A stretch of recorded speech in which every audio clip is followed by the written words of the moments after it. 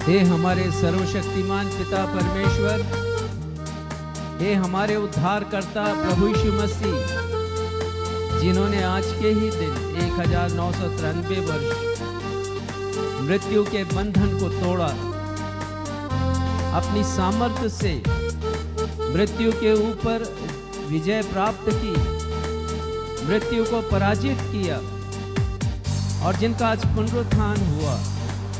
और हे शांतिदायक पवित्र आत्मा, आज आप तीनों का आज के आराधना में हम आप स्वागत करते हैं और आपकी उपस्थिति के लिए हृदय की गहराइयों से धन्यवाद देते हैं।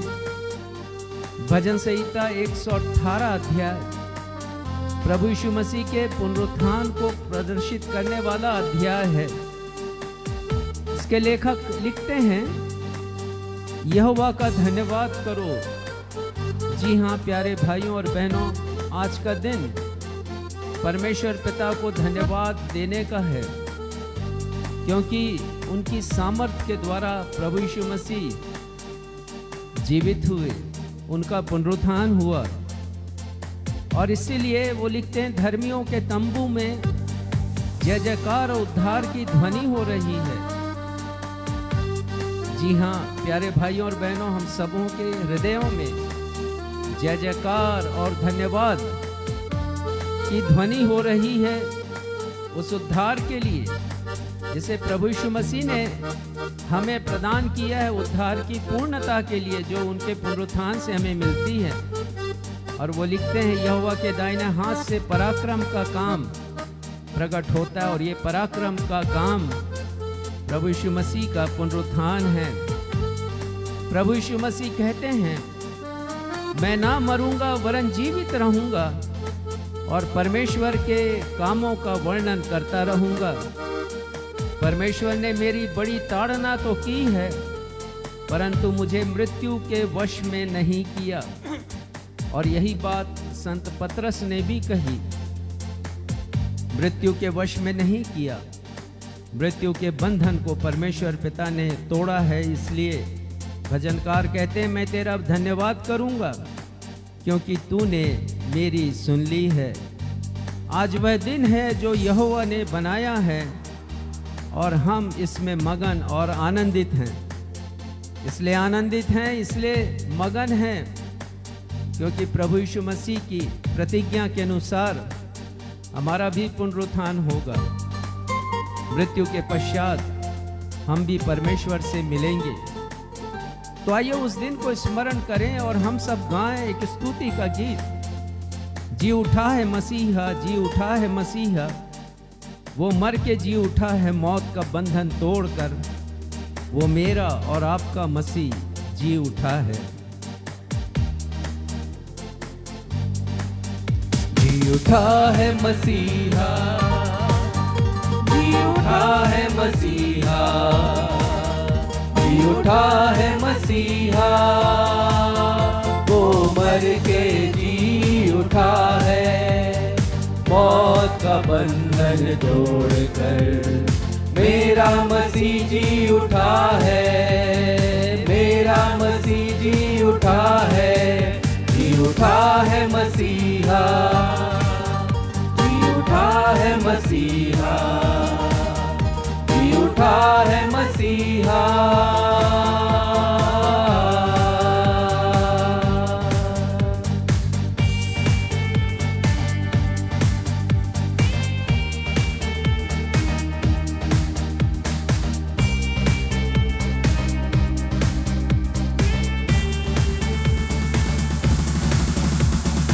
हम गुनहगारों के लिए कुर्बान यीशु हुआ है, अपनी शक्ति महिमा से तीसरे दिन जी उठा है।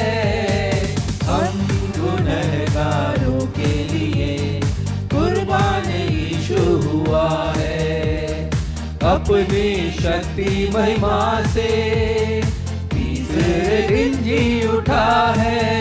जी उठा है मसीहा, जी उठा है मसीहा, जी उठा है मसीहा।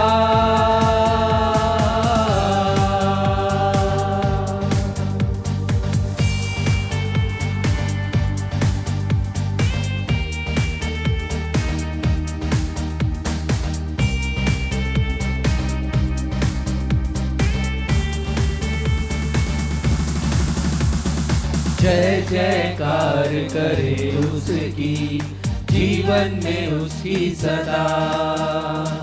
उसने हमको बुलाकर एक नया जीवन दिया है। जय जयकार करे यीशु की, जीवन में उसकी सदा। उसने हमको बुलाकर एक नया जीवन दिया है। जी उठा है मसीहा, जी उठा है मसीहा, जी उठा है मसीहा। वो मर के जी उठा है, मौत का बंधन तोड़कर। मेरा मसीह जी उठा है, मेरा मसीह जी उठा है, मेरा मसीह जी उठा है, मेरा मसीह जी उठा है।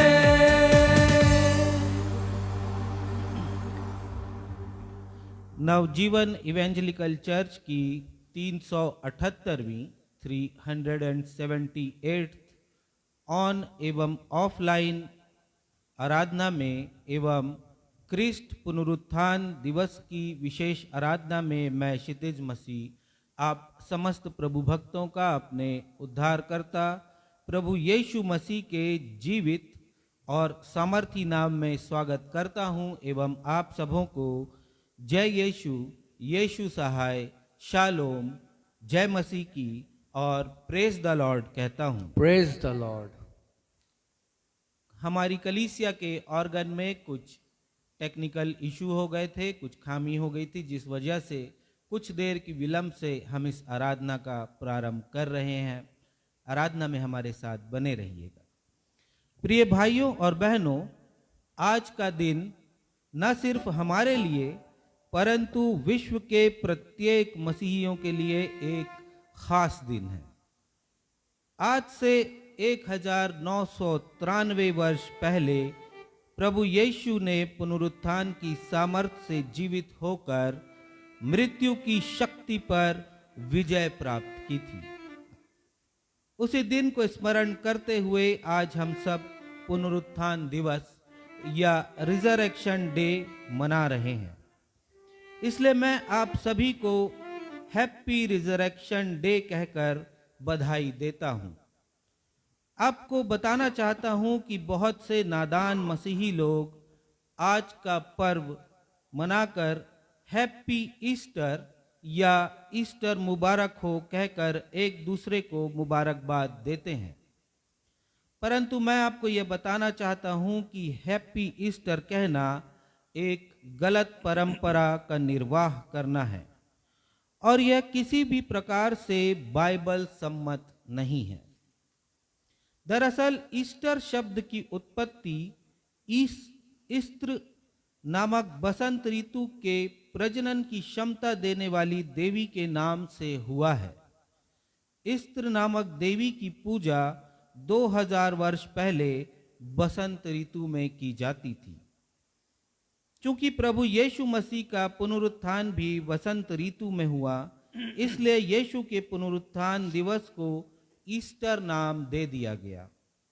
हमारी कलीसिया वचन सम्मत अभिवादन करती है, अतः हम हैप्पी ईस्टर ना कहकर वचन के अनुसार यीशु ख्रिस्ट जीवित है, हाँ वह निश्चय जीवित है कहते हैं। तो मेरे साथ आप सब कहिए, जब मैं कहूँगा यीशु ख्रिस्ट जीवित हैं, आप सभी कहेंगे हाँ निश्चय ही यीशु जीवित है, निश्चय यीशु जीवित है। यीशु ख्रिस्ट जीवित हैं, निश्चय वह जीवित है। यीशु ख्रिस्ट जीवित हैं, हाँ निश्चय वह जीवित है। यीशु ख्रिस्ट जीवित हैं, हाँ निश्चय वह जीवित है। आप सभी जब अभिवादन करें इस पुनरुत्थान दिवस का तो इसी रूप में करें, क्योंकि हमारे यीशु ख्रिस्ट आज भी जीवित हैं। आइए इस समय हम सब मिलकर प्रभु यीशु मसीह को महिमा देते हुए और उनके पुनरुत्थान की सामर्थ्य को बयान करता हुआ एक गीत गाएंगे। गीत के शब्द हैं, जी उठा, यीशु जी उठा, यीशु जी उठा, हाँ जी उठा है।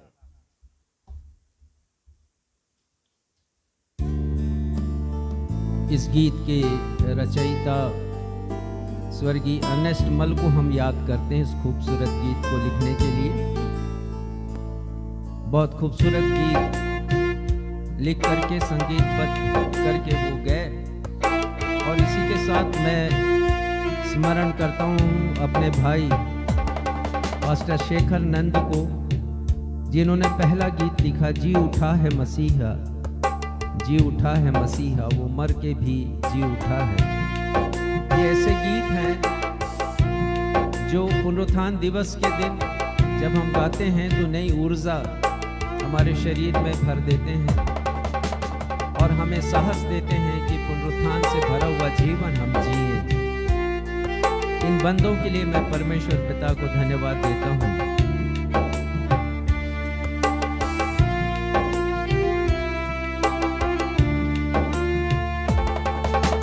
जी उठा, यीशु जी उठा, यीशु जी उठा, हाँ जी उठा है। जी उठा, यीशु जी उठा, यीशु जी उठा, हाँ जी उठा है। हालेलुया हालेलुया हालेलुया हालेलुया, यीशु मेरा जिंदा है। हालेलुया, यीशु मेरा जिंदा है। Hallelujah hallelujah hallelujah hallelujah hallelujah, यीशु मेरा जिंदा है। हालेलुया, यीशु मेरा जिंदा है। हालेलुया, मेरा यीशु जिंदा खुदा है। मेरा यीशु जिंदा हुआ है।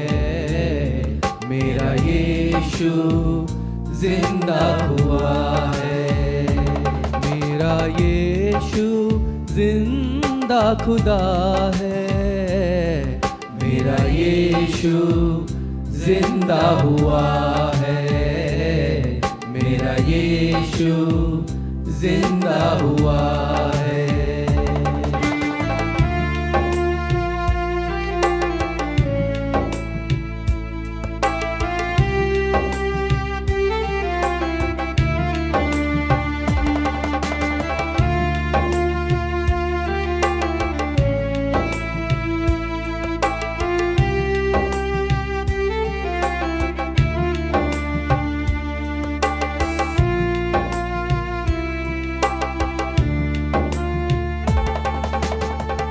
तीसरे दिन जब कब्र पे आई, पाया कब्र को खाली।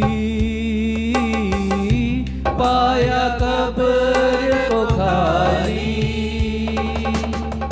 हुई घबराहट, डर कर बोली, किसने लाश चुरा ली।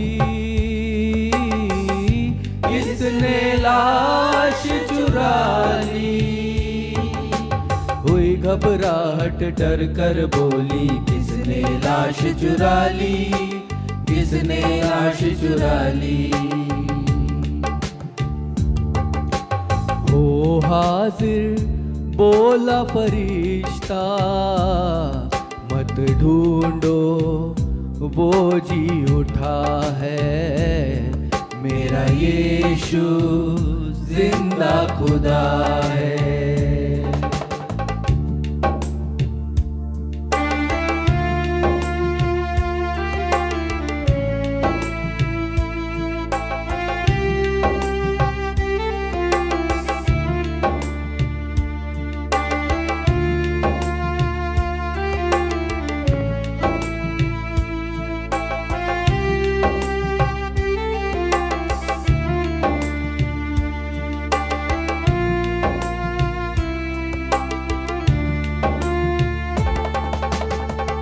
खून बहाया सबकी खातिर, सबके पाप उठाए,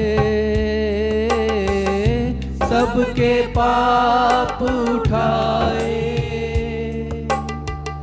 धुंधले जीवन सब हो जागर, नूर जो उसका छाए, नूर जो उसका छाए। धुंधले जीवन सब हो जागर, नूर जो उसका छाए, नूर जो उसका छाए। रहमत का बानी बड़ा है, यीशु ही फकत खुदा है। मेरा यीशु जिंदा खुदा है। रहमत का बानी बड़ा है, मेरा यीशु फकत खुदा है। मेरा यीशु जिंदा खुदा है।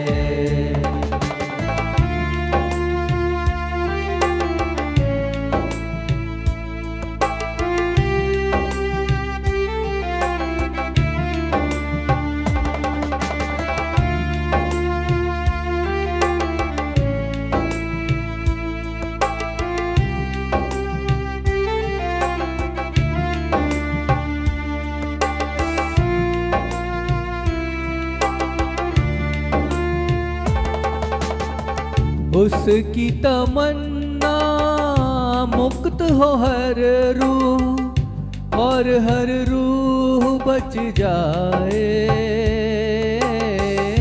और हर रूह बच जाए। हर कोई हो स्वर्ग का वासी, दोजख से बच जाए, दोजख से बच जाए। हर कोई हो स्वर्ग का वासी, दोजख से बच जाए, दोजख से बच जाए। बलिदान का वो ही बरा है, जीवन का वो रास्ता है। मेरा यीशु जिंदा खुदा है।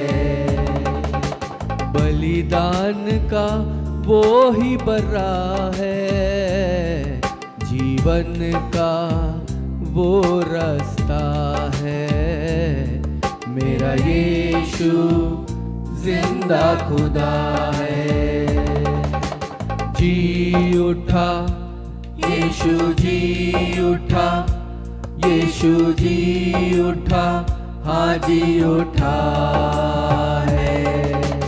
जी उठा यीशु जी उठा, यीशु जी उठा, हाँ जी उठा है।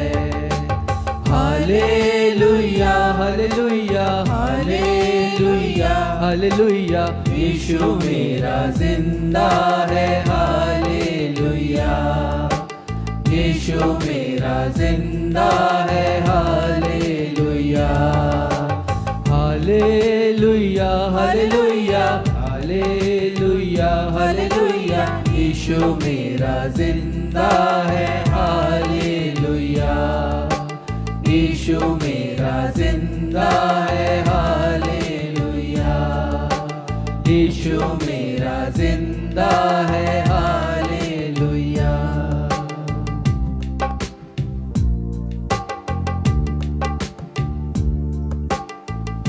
हम अपने स्थानों पर इसी रीति से आदरपूर्वक खड़े रहते हुए आज की इस पुनरुत्थान दिन की आराधना के लिए हम निकाल लेंगे उत्तरवादी पाठ के रूप में भजन संहिता की पुस्तक में से भजन संहिता 118 पद 14 से 25, भजन संहिता अध्याय 118 पद 14 से 25, और इसे पढ़ने में अगुवाई भाई सक्षम मसीह करेंगे।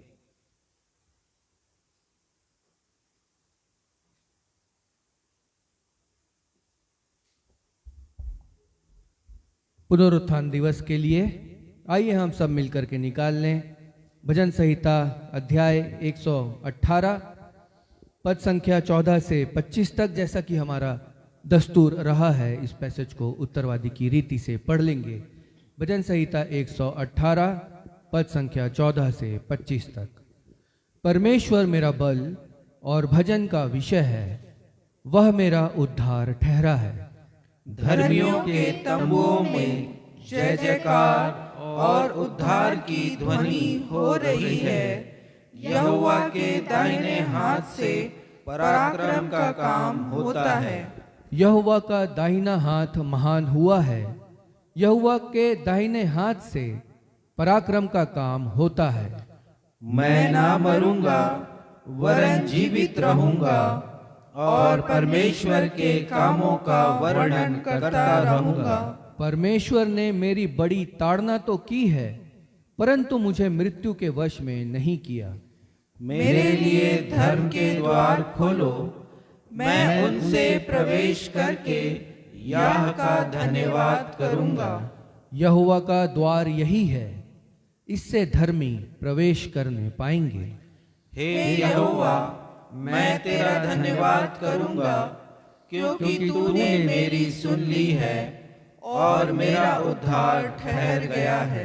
राजमिस्त्रियों ने जिस पत्थर को निकम्मा ठहराया था, वही कोने का सिरा हो गया है। यह तो यहोवा की ओर से हुआ है, यह हमारी दृष्टि में अद्भुत है। आज वह दिन है जो यहोवा ने बनाया है, हम इसमें मगन और आनंदित हों। हे यहोवा, विनती सुन, उद्धार कर। हे यहोवा, विनती सुन, सफलता दे। यह सर्वशक्तिमान जीवित परमेश्वर का, हमारे उद्धारकर्ता और आज ही के दिन जिनका पुनरुत्थान हुआ, हमारे प्रभु यीशु मसीह का और पवित्र आत्मा का सत्य, जीवित और अटल वचन है। परमेश्वर पिता, प्रभु यीशु मसीह और पवित्र आत्मा वचन के पढ़े जाने, सुने जाने और समझे जाने पर हम में से हर एक को अपनी बहुतायत की आशीषों से परिपूर्ण करें। हम सब कहें आमीन। आमीन। कलीसिया अपना स्थान ग्रहण करे। अब हमारी कलीसिया के पासबान साहब को अवसर होगा कि वे हम सबों को कलीसियाई सूचनाओं से अवगत कराएंगे। सूचनाओं के पश्चात वे हम सबों के लिए मध्यस्थता की प्रार्थना में अगुवाई भी करेंगे। यदि आप हमारे ऑनलाइन दर्शक जो इस समय हमसे जुड़े हुए हैं या आने वाले समय में इस आराधना में शामिल होंगे, यदि आप लोगों के पास कोई प्रार्थना निवेदन है या आप अपनी गवाहियों को या परमेश्वर पिता की बेशुमार आशीषों को हमारे साथ शेयर करना चाहते हैं, तो आपका स्वागत है। आप कृपया फेसबुक के कमेंट बॉक्स में, यूट्यूब में कमेंट करने के द्वारा, मैसेंजर में मैसेज के द्वारा या व्हाट्सएप में मैसेज के द्वारा अपनी विनतियों, गवाहियों, आशीषों को हमारे साथ शेयर कर सकते हैं। हम अपनी दैनिक प्रार्थनाओं में आपके निवेदनों को स्मरण करेंगे।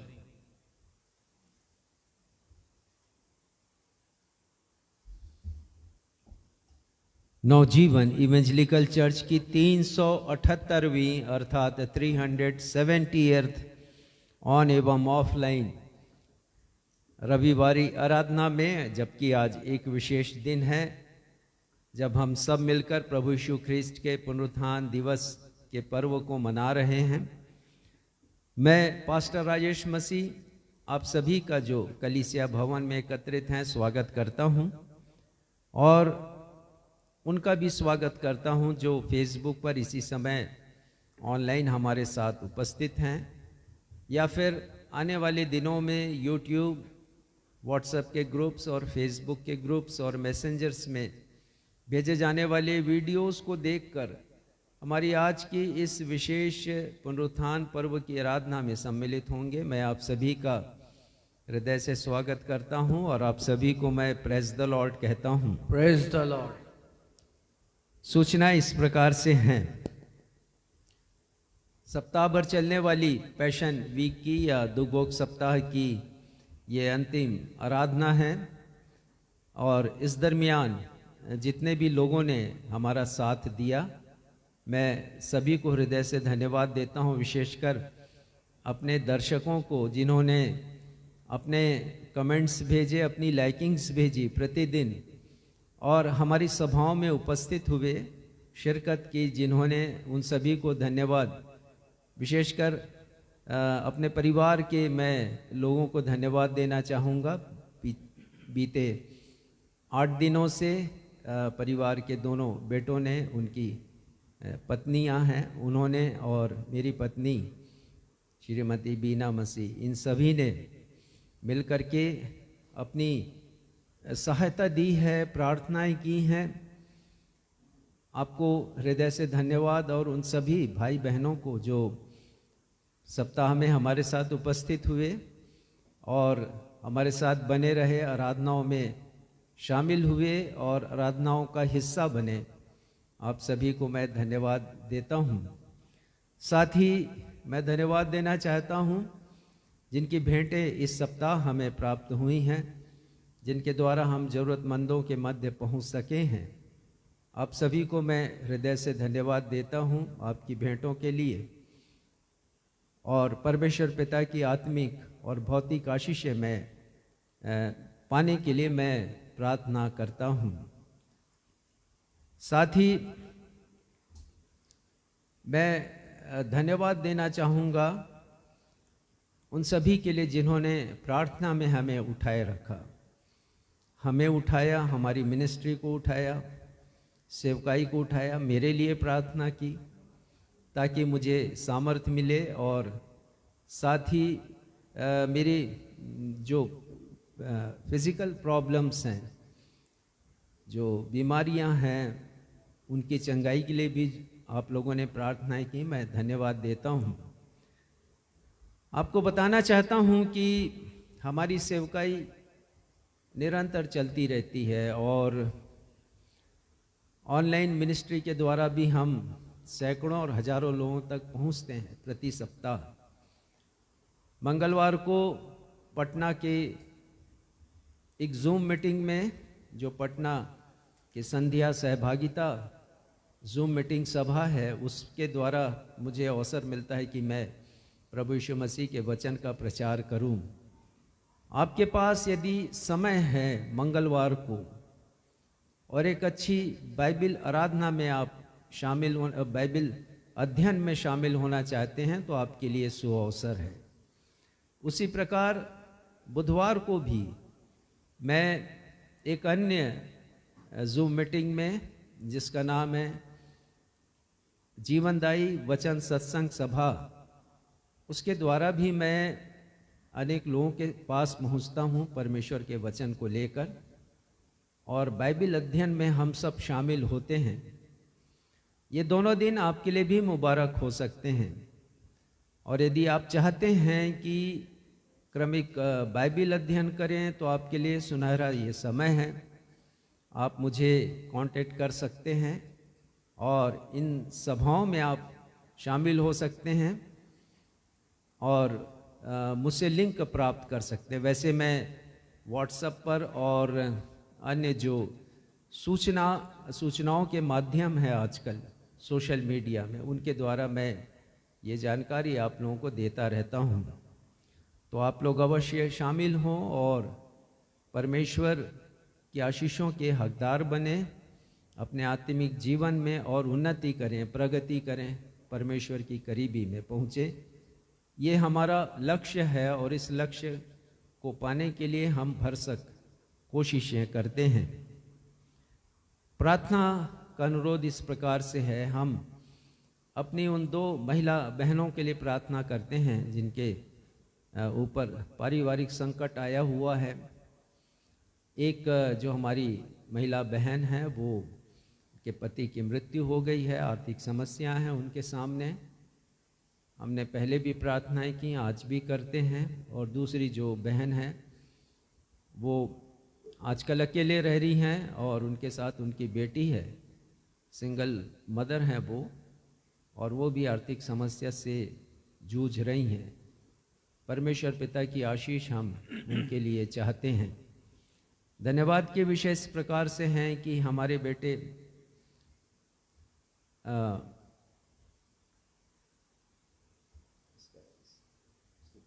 मयंक नादे उन्हें चंगाई मिली है और धीरे धीरे वो नॉर्मलसी की ओर आ रहे हैं। और उसी प्रकार हमारे भाई दीपक अक्विला को भी चंगाई मिली है और वो भी बहुत शीघ्र पूर्ण रीति से अपना स्वास्थ्य लाभ प्राप्त करेंगे। परमेश्वर की कृपा ही दोनों के ऑपरेशन सफल हुए।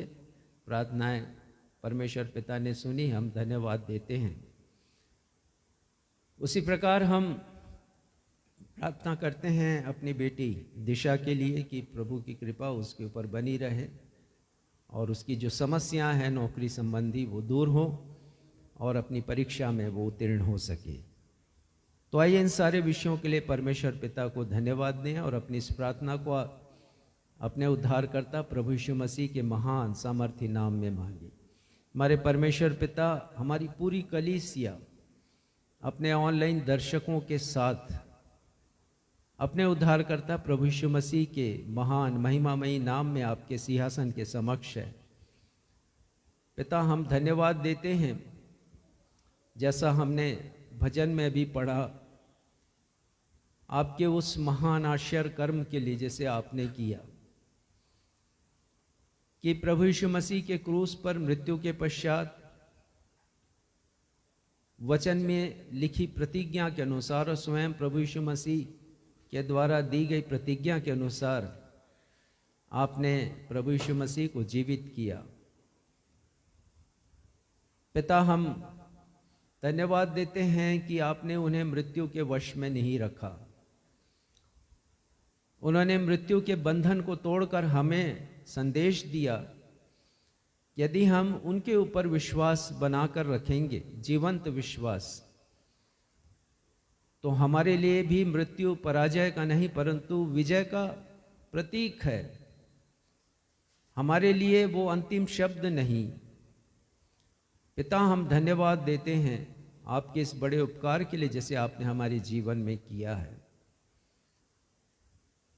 प्रार्थना करते हैं पिता कि प्रभु यीशु मसीह के पुनरुत्थान की सामर्थ्य के द्वारा विश्वास करें कि हम भी अपनी मृत्यु के बाद जीवित होंगे अनंत जीवन पाने के लिए। पर उसके पहले जब तक हमारी अंतिम सांस है, हम उस जीवन को जिएं जो पुनरुत्थान की सामर्थ्य से हमें प्राप्त होता है, जो हमें नवजीवन देता है, प्रभु यीशु मसीह में जो जीवित रखता है और उस जीवित प्रभु यीशु मसीह की गवाही दे सके। तभी हमारा प्रभु यीशु मसीह के पुनरुत्थान का पर्व मनाना सार्थक होगा। अन्यथा ये केवल फॉर्मेलिटी होगी, जैसे कि विश्व के हजारों लाखों करोड़ों मसीही करते हैं कि आज के दिन वे केवल पुनरुत्थान की विषय को एक घटना के रूप में देखते हैं और घटना के रूप में लेकर प्रभु यीशु मसीह की महानता की प्रशंसा करते हैं, लेकिन स्वयं के जीवन में क्या प्रभाव होगा ये भूल जाते हैं कि उसका अनुसरण करें। इसलिए पिता, हमारे जीवन का अर्थ तभी है जब हम पुनरुत्थान की सामर्थ्य को अपने जीवन में प्रकट होता हुआ देखें। हमारे जीवन में पुनरुत्थान पर्व तभी सार्थक होगा जब जीवित यीशु हमारे जीवन में दिखाई देंगे, अन्यथा वो मृत हैं। उस जीवित यीशु की गवाही हमारे जीवन में हो कि हम उस जीवित यीशु का संदेश लेकर के जाएं। प्रभु यीशु मसीह के शिष्यों के समान डर कर बैठ ना जाएं, ना शिष्यों के समान हो जो डर गई, परंतु पिता हर एक डर और भय हमारे मन से समाप्त हो, जीवित यीशु की गवाही हम दे सके, तभी हमारा ये पुनरुत्थान पर्व मनाना सार्थक होगा। पिता, फिर से धन्यवाद देते हैं आपके उस सामर्थ्य के लिए जिसके द्वारा प्रभु यीशु मसीह जीवित हुए। कब्र का बड़ा पत्थर उन्हें कब्र के से बाहर आने से नहीं रोक सका, मृत्यु नहीं रोक सकी जीवित होने से, और हमारा भी यही विश्वास हो। साथ ही हमारे प्रत्येक उन मसीही भाई बहनों का विश्वास हो जो आज के दिन कब्र जाते हैं, जबकि स्वर्गदूत ने कहा कि तुम जाओ यहां से, यीशु जीवित हैं। और उसने कहा कि तुम जीवित को मृतकों में क्यों ढूंढ रही हो? होने दीजिए पिता, लोगों की आत्मिक आंखें जिसे इस संसार के ईश्वर ने अंधी कर दी हैं, वो खोली जाएं, कि वो जान सकें कि नए नियम में एक ही कब्र है यीशु की, और वो भी खाली है। क्योंकि नए नियम में जीवन की बात की गई है, एक ऐसा जीवन जो कभी समाप्त नहीं होगा, जो मृत्यु के बाद हमें मिलेगा। कब्र की बातें केवल पुराने नियम में हैं। तो होने दीजिए पिता, हमारी सोच बदले प्रभु यीशु मसीह के पुनरुत्थान को लेकर, और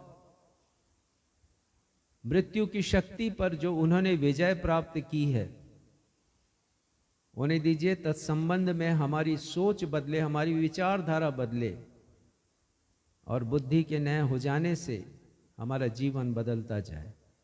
आगे की आराधना को आपके सामर्थी हाथों में सौंपते हैं, और अपनी इस प्रार्थना को आपके बेटे हमारे उद्धारकर्ता प्रभु यीशु के नाम से मांग लेते हैं, जिन्होंने ये प्रार्थना करना हमें सिखाया। हे हमारे पिता, आप जो स्वर्ग में हैं, आपका नाम पवित्र माना जाए, आपका राज आए, आपकी इच्छा जैसे स्वर्ग में पूरी होती है वैसे इस पृथ्वी पर भी पूरी हो। हमारे दिन भर की रोटी आज हमें दीजिए, और जैसे हमने अपने अपराधियों को क्षमा किया है, वैसे ही हमारे अपराधों को क्षमा कीजिए। हमें परीक्षा में नहीं लाइए, बल्कि बुराई से बचाइए, क्योंकि राज्य, पराक्रम और महिमा सदा आपके हैं। आमीन।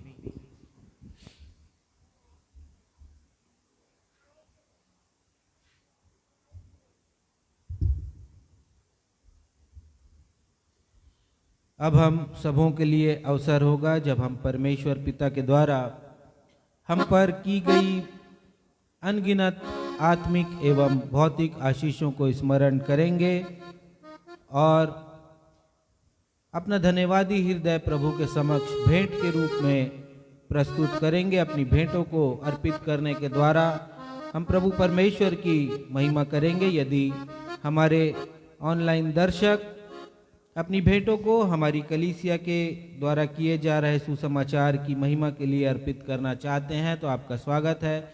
आप कृपया हमारी कलीसिया के पासबान रेवरेंड राजेश मसीह से संपर्क कर सकते हैं। आइए इस समय जब हम अपनी भेंटों एवं धन्यवादी भेंटों को परमेश्वर की महिमा के लिए, उनके राज्य की बढ़ोतरी के लिए अर्पित करेंगे। हम सभी मिलकर यह गीत गाएंगे। गीत के शब्द हैं, जय देने वाले प्रभु यीशु को दिल से धन्यवाद, जीवन देने वाले प्रभु यीशु को जीवन भर धन्यवाद।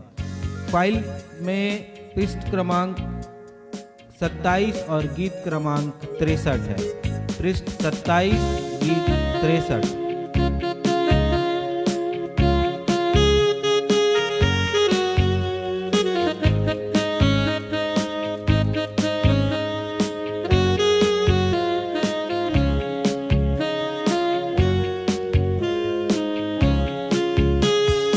जय देने वाले प्रभु यीशु को दिल से धन्यवाद,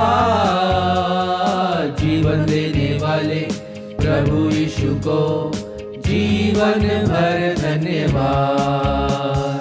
जय देने वाले प्रभु यीशु को दिल से धन्यवाद, जीवन देने वाले प्रभु यीशु को जीवन भर धन्यवाद।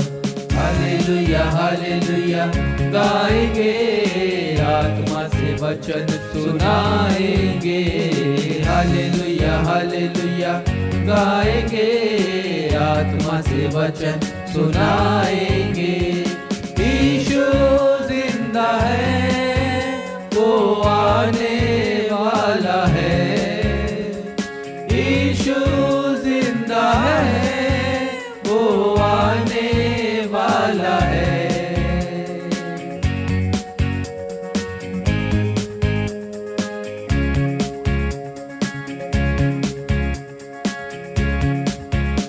अंतिम पद गाएंगे।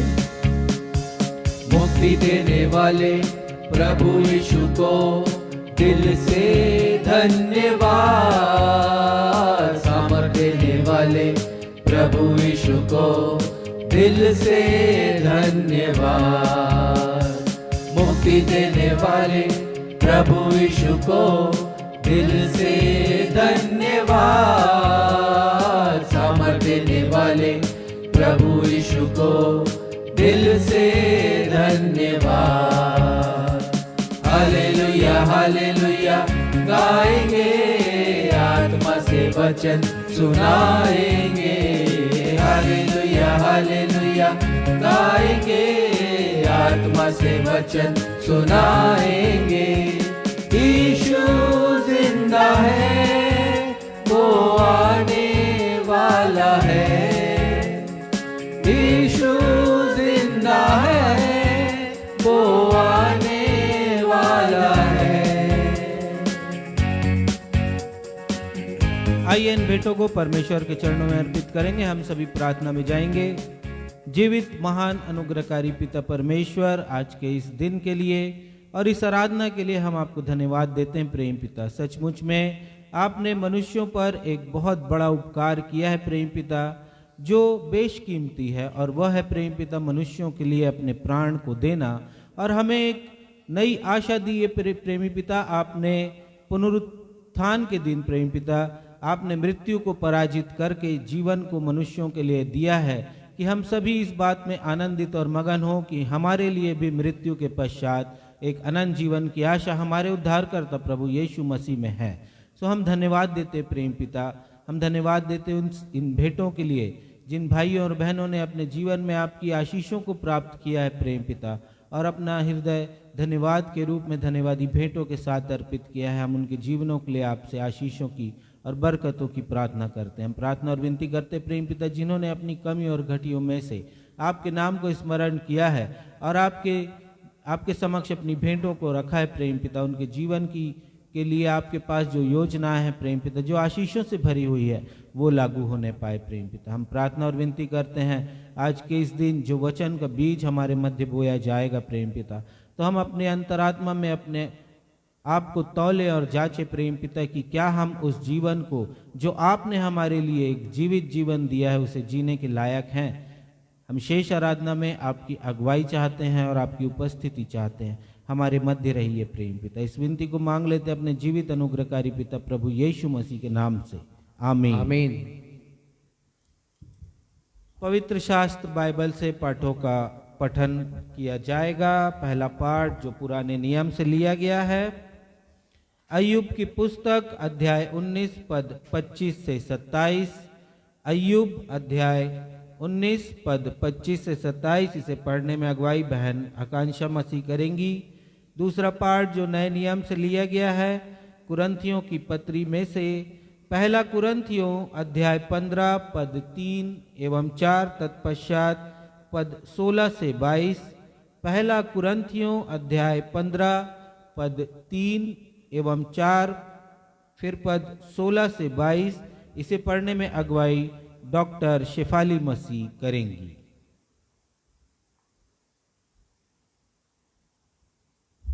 आप सबों को जय मसीह की। जय मसीह की। मैं आप लोगों के सामने पढ़ लूंगी पुराने नियम से अय्यूब अध्याय 19 पद 25 से लेकर 27। मुझे तो निश्चय है कि मेरा छुड़ाने वाला जीवित है और वह अंत में पृथ्वी पर खड़ा होगा, और अपनी खाल के इस प्रकार नष्ट हो जाने के बाद भी मैं शरीर में होकर परमेश्वर का दर्शन पाऊंगा। उसका दर्शन मैं आप अपनी आंखों से अपने लिए करूंगा और कोई दूसरा नहीं, यद्यपि मेरा हृदय अंदर ही अंदर चूर चूर भी हो जाए। परमेश्वर अपने पढ़े हुए वचन पर आशीष दे। हम सब कहें आमीन आमीन।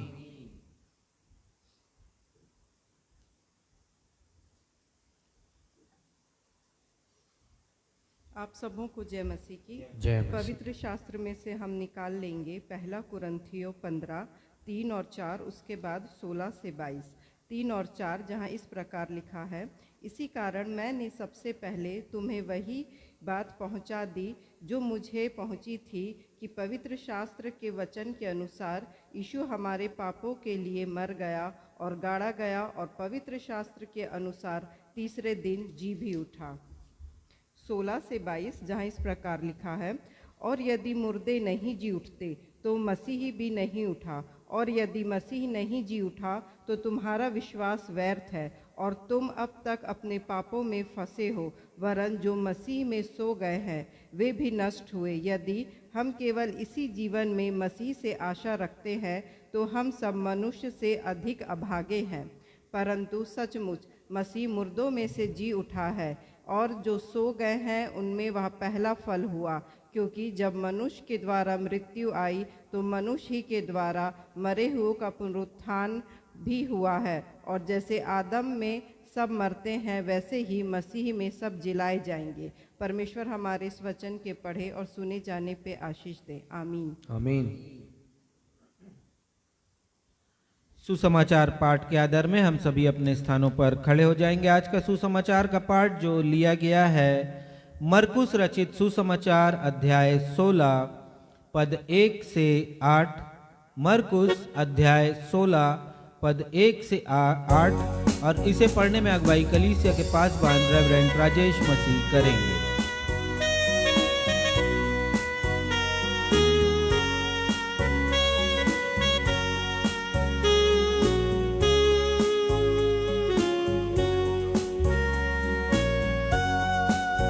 पुनरुत्थान दिवस से संबंधित आज का पाठ मरकुस रचित सुसमाचार 16वां अध्याय, उसकी पद संख्या 1 से लेकर 8 तक। और वहाँ इस प्रकार लिखा है, जब सब्त का दिन बीत गया तो मरियम मगदलिनी और याकूब की माता मरियम और शलोमी ने सुगंधित वस्तुएं मोल ली कि आकर यीशु के शव पर मले।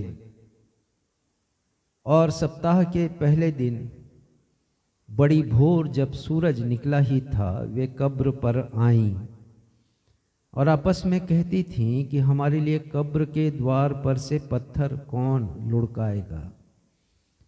जब उन्होंने आंखें उठाईं तो देखा कि पत्थर तो लुढ़का हुआ है, क्योंकि वह बहुत ही बड़ा था। और कब्र के भीतर जाकर उन्होंने एक जवान को श्वेत वस्त्र पहने हुए दाहिनी ओर बैठे देखा और बहुत आश्चर्यचकित हुई। उसने उनसे कहा, चकित मत हो, तुम यीशु नासरी को जो क्रूस पर चढ़ाया गया था ढूंढती हो। वह जी उठा है, वह यहाँ नहीं है। देखो, यही वह स्थान है जहां उन्होंने उसे रखा था। परंतु तुम जाओ और उसके चेलों और पतरस से कहो कि वह तुमसे पहले गलील को जाएगा। जैसा उसने तुमसे कहा था तुम वहीं उसे देखोगे। और वे निकलकर कब्र से भाग गईं, क्योंकि कपकपी और घबराहट उन पर छा गई थी, और उन्होंने किसी से कुछ ना कहा क्योंकि डरती थीं। ये प्रभु यीशु ख्रिस्ट का सुसमाचार है। ये प्रभु यीशु ख्रिस्ट आपके नाम की महिमा हो, हम सब कहें आमीन। आमीन। कलीसिया अपना स्थान ग्रहण करे। अब हम सभी के लिए यह सुनहरा समय होगा कि हम परमेश्वर पिता के जीवित वचन से, जीवित कलाम से, परमेश्वर पिता के अभिषिक्त दास और हमारी कलीसिया के पासवान रेवरेंड राजेश मसीह के द्वारा ख्रिस्ट पुनरुत्थान दिवस पर एक प्रेरणादायक एवं आत्म अवलोकन के लिए जागृत करने वाला संदेश सुन लेंगे। और आज के संदेश का विषय है प्रभु यीशु का पुनरुत्थान एवं मृत्यु की शक्ति पर विजय आपकी सोच में परिवर्तन लाने के लिए एक आह्वान है। और यह आह्वान है, क्या आप सचमुच में उस जीवित जीवन को जी रहे हैं? The resurrection of Jesus Christ and his victory over power of death is a call to transform your thinking. लेकिन इससे पहले कि हम आज के पुनरुत्थान दिवस के विशेष संदेश को सुन सकेंगे, आइए अपने मनों की तैयारी के लिए आज के संदेश से ताल्लुक रखता हुआ एक गीत गाएं और गीत के शब्द हैं, मुर्दों में क्यों ढूंढ रहे हो अपने जीवित प्रभु को, आओ देखो कब्र है खाली, देखो उसकी सामर्थ को।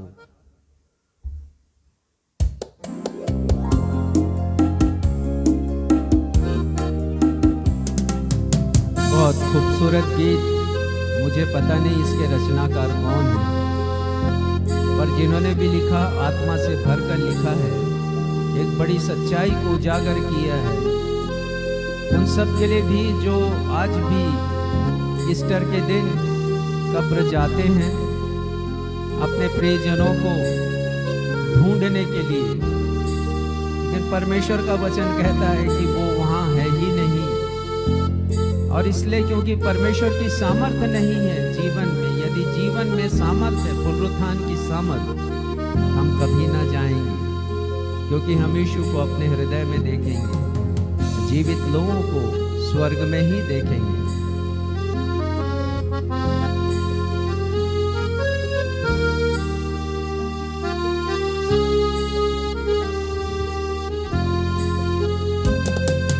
मुर्दों में क्यों ढूंढ रहे हो अपने जीवित प्रभु को, आओ देखो कब्र है खाली, देखो उसकी सामर्थ को। मुर्दों में क्यों ढूंढ रहे हो अपने जीवित प्रभु को, आओ देखो कब्र है खाली, देखो उसकी सामर्थ को। ओ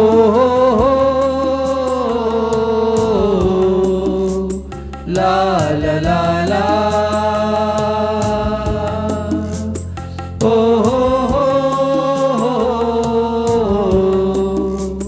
ला ला ला।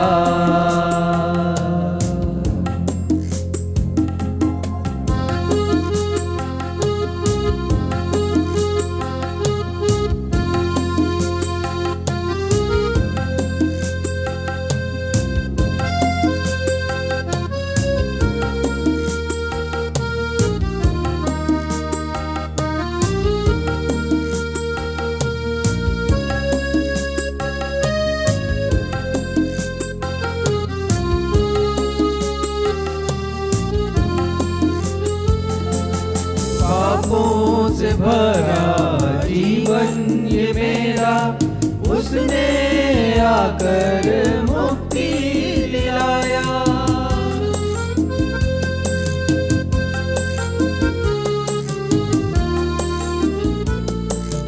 पापों से भरा जीवन ये मेरा, उसने आकर मुक्ति दिलाया। देकर जीवन दान मसीह ने क्रूस पर लहू बहाया। कर दे अर्पण अपना सब कुछ अपने जीवित प्रभु को, आओ देखो कब्र है खाली, देखो उसकी सामर्थ को।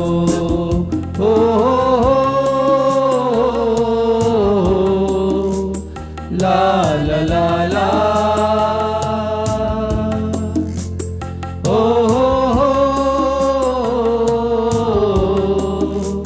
ला ला ला।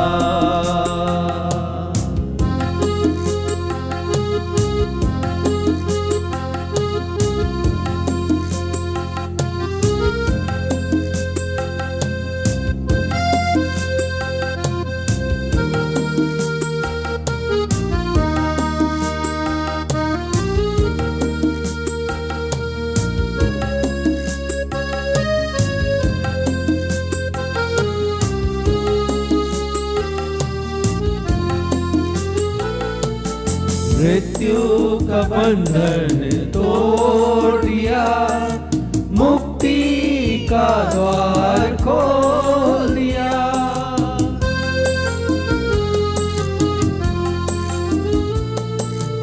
मृत्यु का बंधन तोड़ दिया, मुक्ति का द्वार खोल दिया, विश्वास के द्वारा अनुग्रही से अपने लहू से बचाया।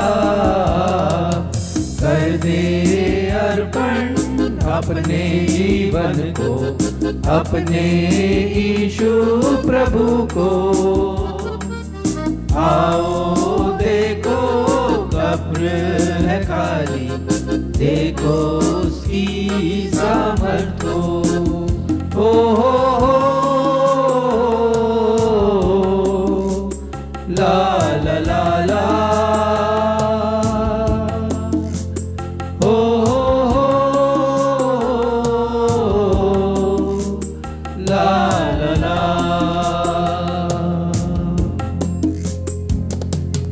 मुर्दों में क्यों ढूंढ रहे हो अपने जीवित प्रभु को। आओ देखो कब्र है खाली, देखो उसकी सामर्थ को।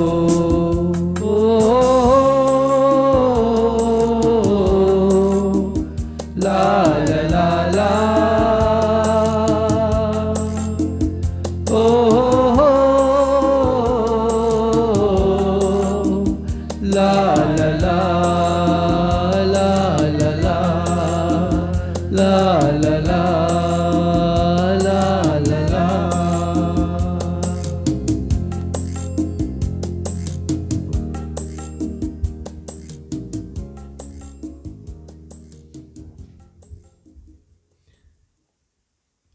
आज का विषय पुनरुत्थान पर्व पर बहुत अच्छा और चिंतन करने वाला ये विषय है। विषय बताना चाहूँगा, प्रभु यीशु मसीह का पुनरुत्थान एवं मृत्यु की शक्ति पर विजय आपकी सोच में परिवर्तन लाने के लिए एक आह्वान है। आह्वान का मतलब एक कॉल है, एक पुकार है। ये पुकार परमेश्वर के वचन की है कि प्रभु यीशु मसीह का पुनरुत्थान की सामर्थ, जिसके द्वारा प्रभु यीशु मसीह को मृत्यु पर या मृत्यु की शक्ति पर विजय प्राप्त हुई। आपकी व्यक्तिगत सोच क्या है इसके बारे में? आप अपने स्वयं की मृत्यु के बारे में क्या सोचते हैं? आप मृत्यु के परे जीवन के बारे में क्या सोचते हैं? यदि आपकी सोच आज के पुनरुत्थान दिवस की शिक्षा के अनुरूप है, तब तो आप एक बहुत अच्छी दिशा में आगे बढ़ रहे हैं। और यदि नहीं है तो उसमें ट्रांसफॉर्मेशन लाने की जरूरत है, परिवर्तन लाने की जरूरत है।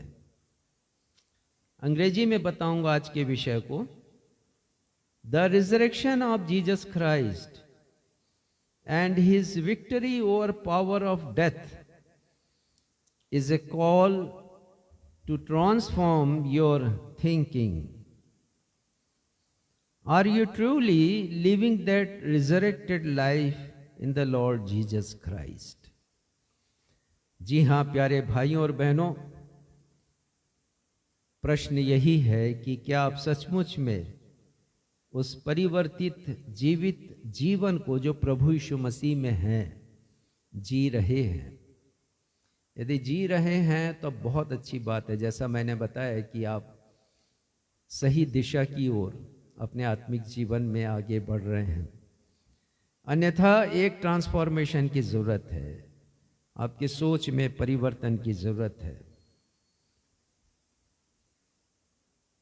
प्रभु यीशु मसीह का पुनरुत्थान केवल एक विस्मयकारी घटना नहीं, एक ऐसी घटना जिसे सेलिब्रेट किया जाता है हजारों हजार कलीसियाओं में प्रतिवर्ष, और हम उन घटनाओं पर अपना ध्यान केंद्रित करते हैं जो आज ही के दिन घटित हुई थी। ये बहुत अच्छी बात है कि हम उन घटनाओं को स्मरण करें। तो हम क्या स्मरण करते हैं? उपदेश के जो प्रमुख अंश होता है वो यही होता है। पढ़िएगा लूका 23 उसका 46वां पद। हम पढ़ेंगे कुछ और पदों को। लूका 23 उसका 46वां पद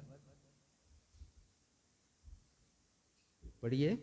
और यीशु ने बड़े शब्द से पुकार कर कहा, हे पिता, मैं अपनी आत्मा तेरे हाथों में सौंपता हूँ, और यह कहकर प्राण छोड़ दिए। हाँ, ये बतलाता है ये पद कि प्रभु यीशु मसीह की मृत्यु हुई क्रूस के ऊपर।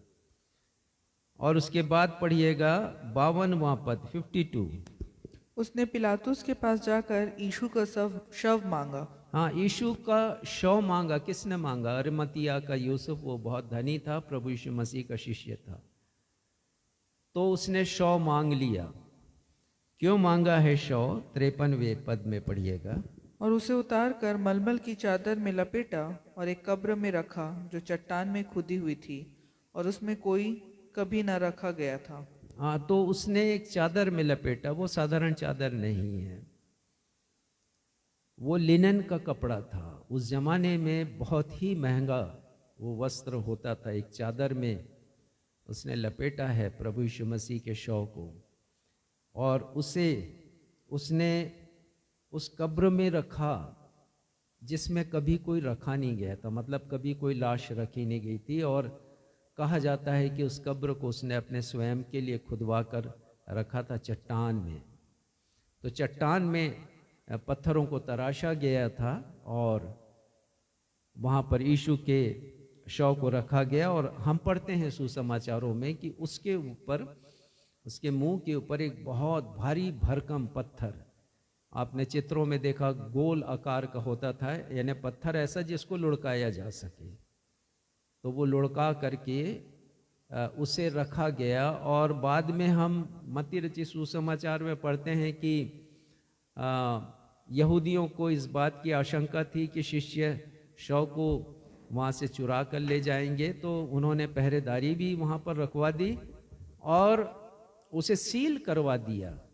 रोमी राज्य की मुहर से उसे सील बंद किया गया ताकि शव को कोई बाहर ना ले जाए और बाद में अफवाह फैला दे कि हाँ वो जीवित हो गया। ऐसी उस दिन के अनेक घटनाओं के ऊपर हम विचार करते हैं, अनेक कलीसियाओं में विचार करते हैं, और बताया जाता है कि प्रभु यीशु मसीह ने मृत्यु पर विजय प्राप्त की। और वो अत्यंत महान है कि उन्होंने मृत्यु के ऊपर विजय प्राप्त की। आदि आदि और घटना से संबंधित अन्य बातों की ओर, संबंधित बातों की ओर लोगों का या कलीसिया के लोगों का ध्यान आकर्षित किया जाता है। प्रभु यीशु मसीह का पुनरुत्थान महज एक आश्चर्यजनक और विस्मयकारी घटना नहीं है, परंतु एक ऐसी सच्चाई है जिसे समझना है हमें।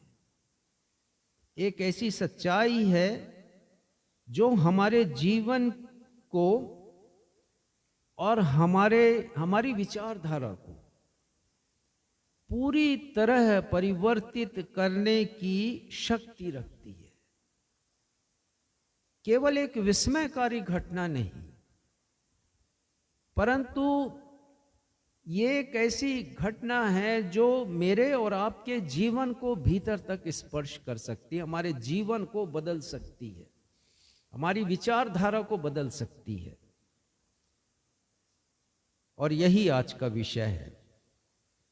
5 बिंदुओं के द्वारा हम इसे समझेंगे। पहली बात एक सवाल के रूप में है, और सवाल यह है कि आज के दिन को ईस्टर कहा जाता है, पर क्या कभी आपने जानने की यह कोशिश की कि ईस्टर का अर्थ क्या है?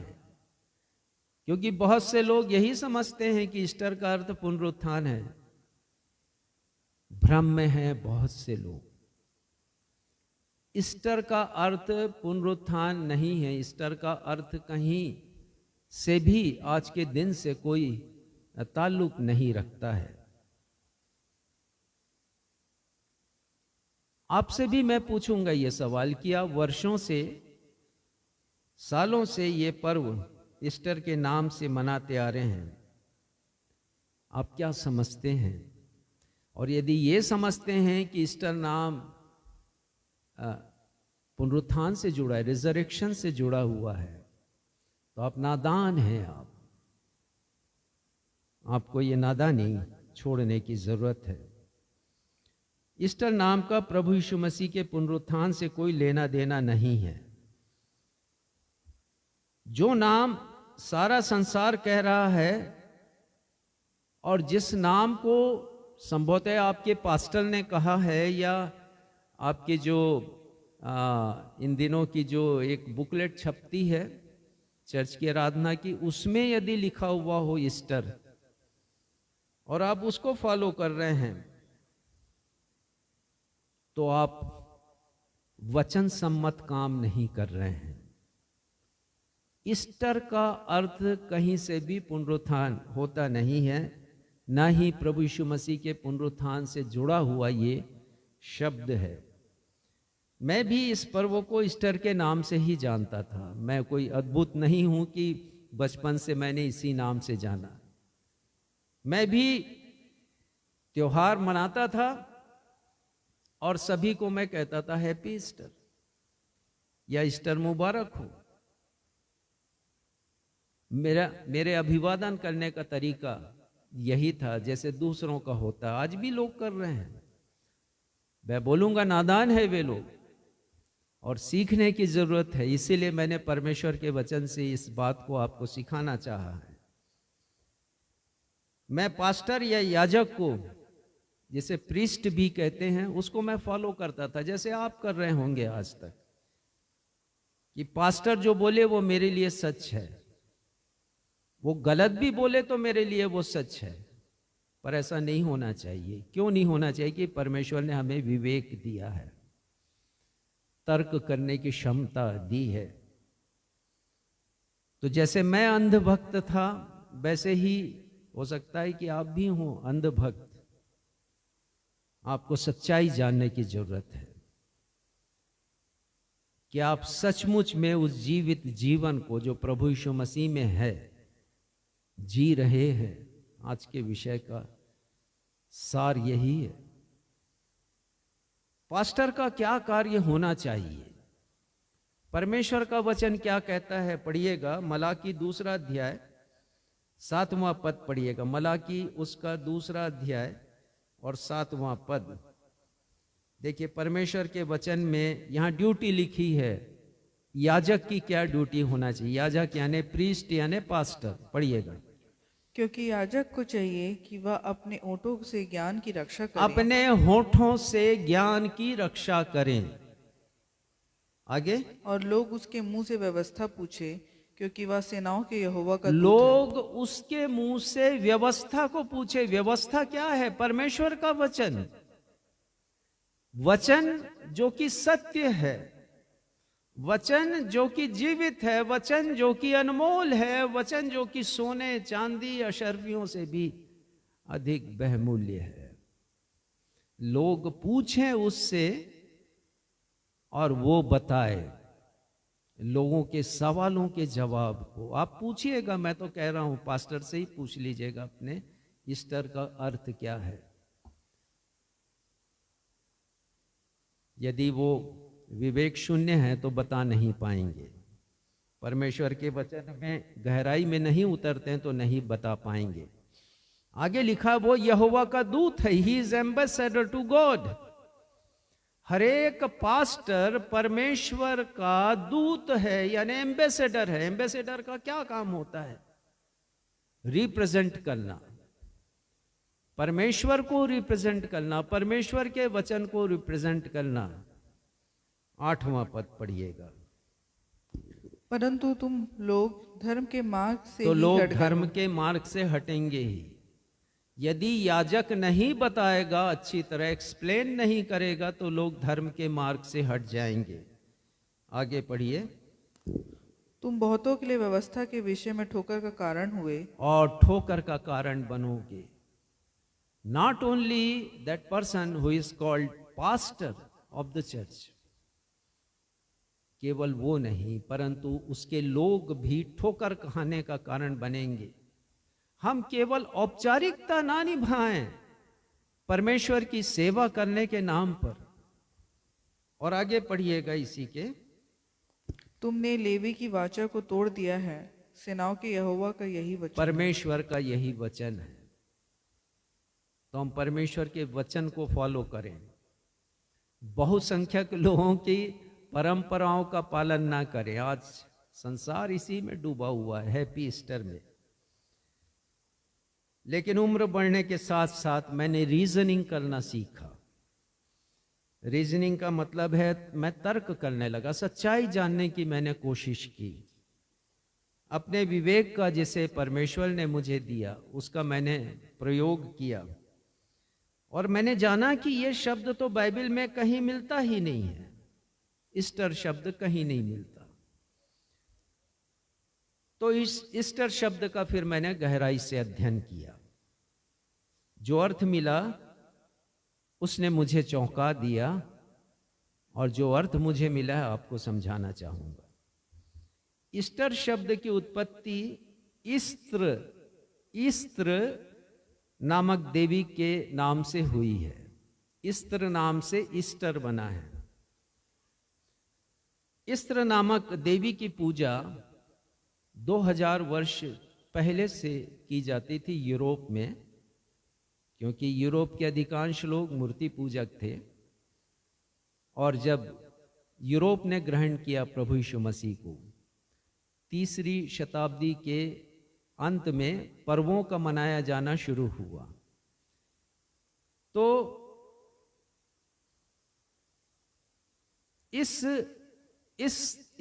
इस्त्र नामक देवी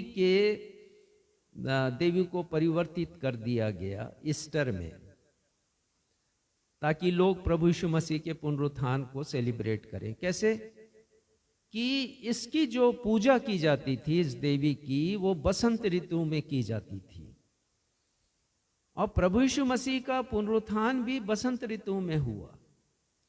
अब आपको मैं बताऊं कि बसंत ऋतु कब प्रारंभ होता है? ऐश वेडनेसडे से। ये सब गहराइयां हैं। कब खत्म होता है? लगभग 50वें दिन, या समझिए ईस्टर,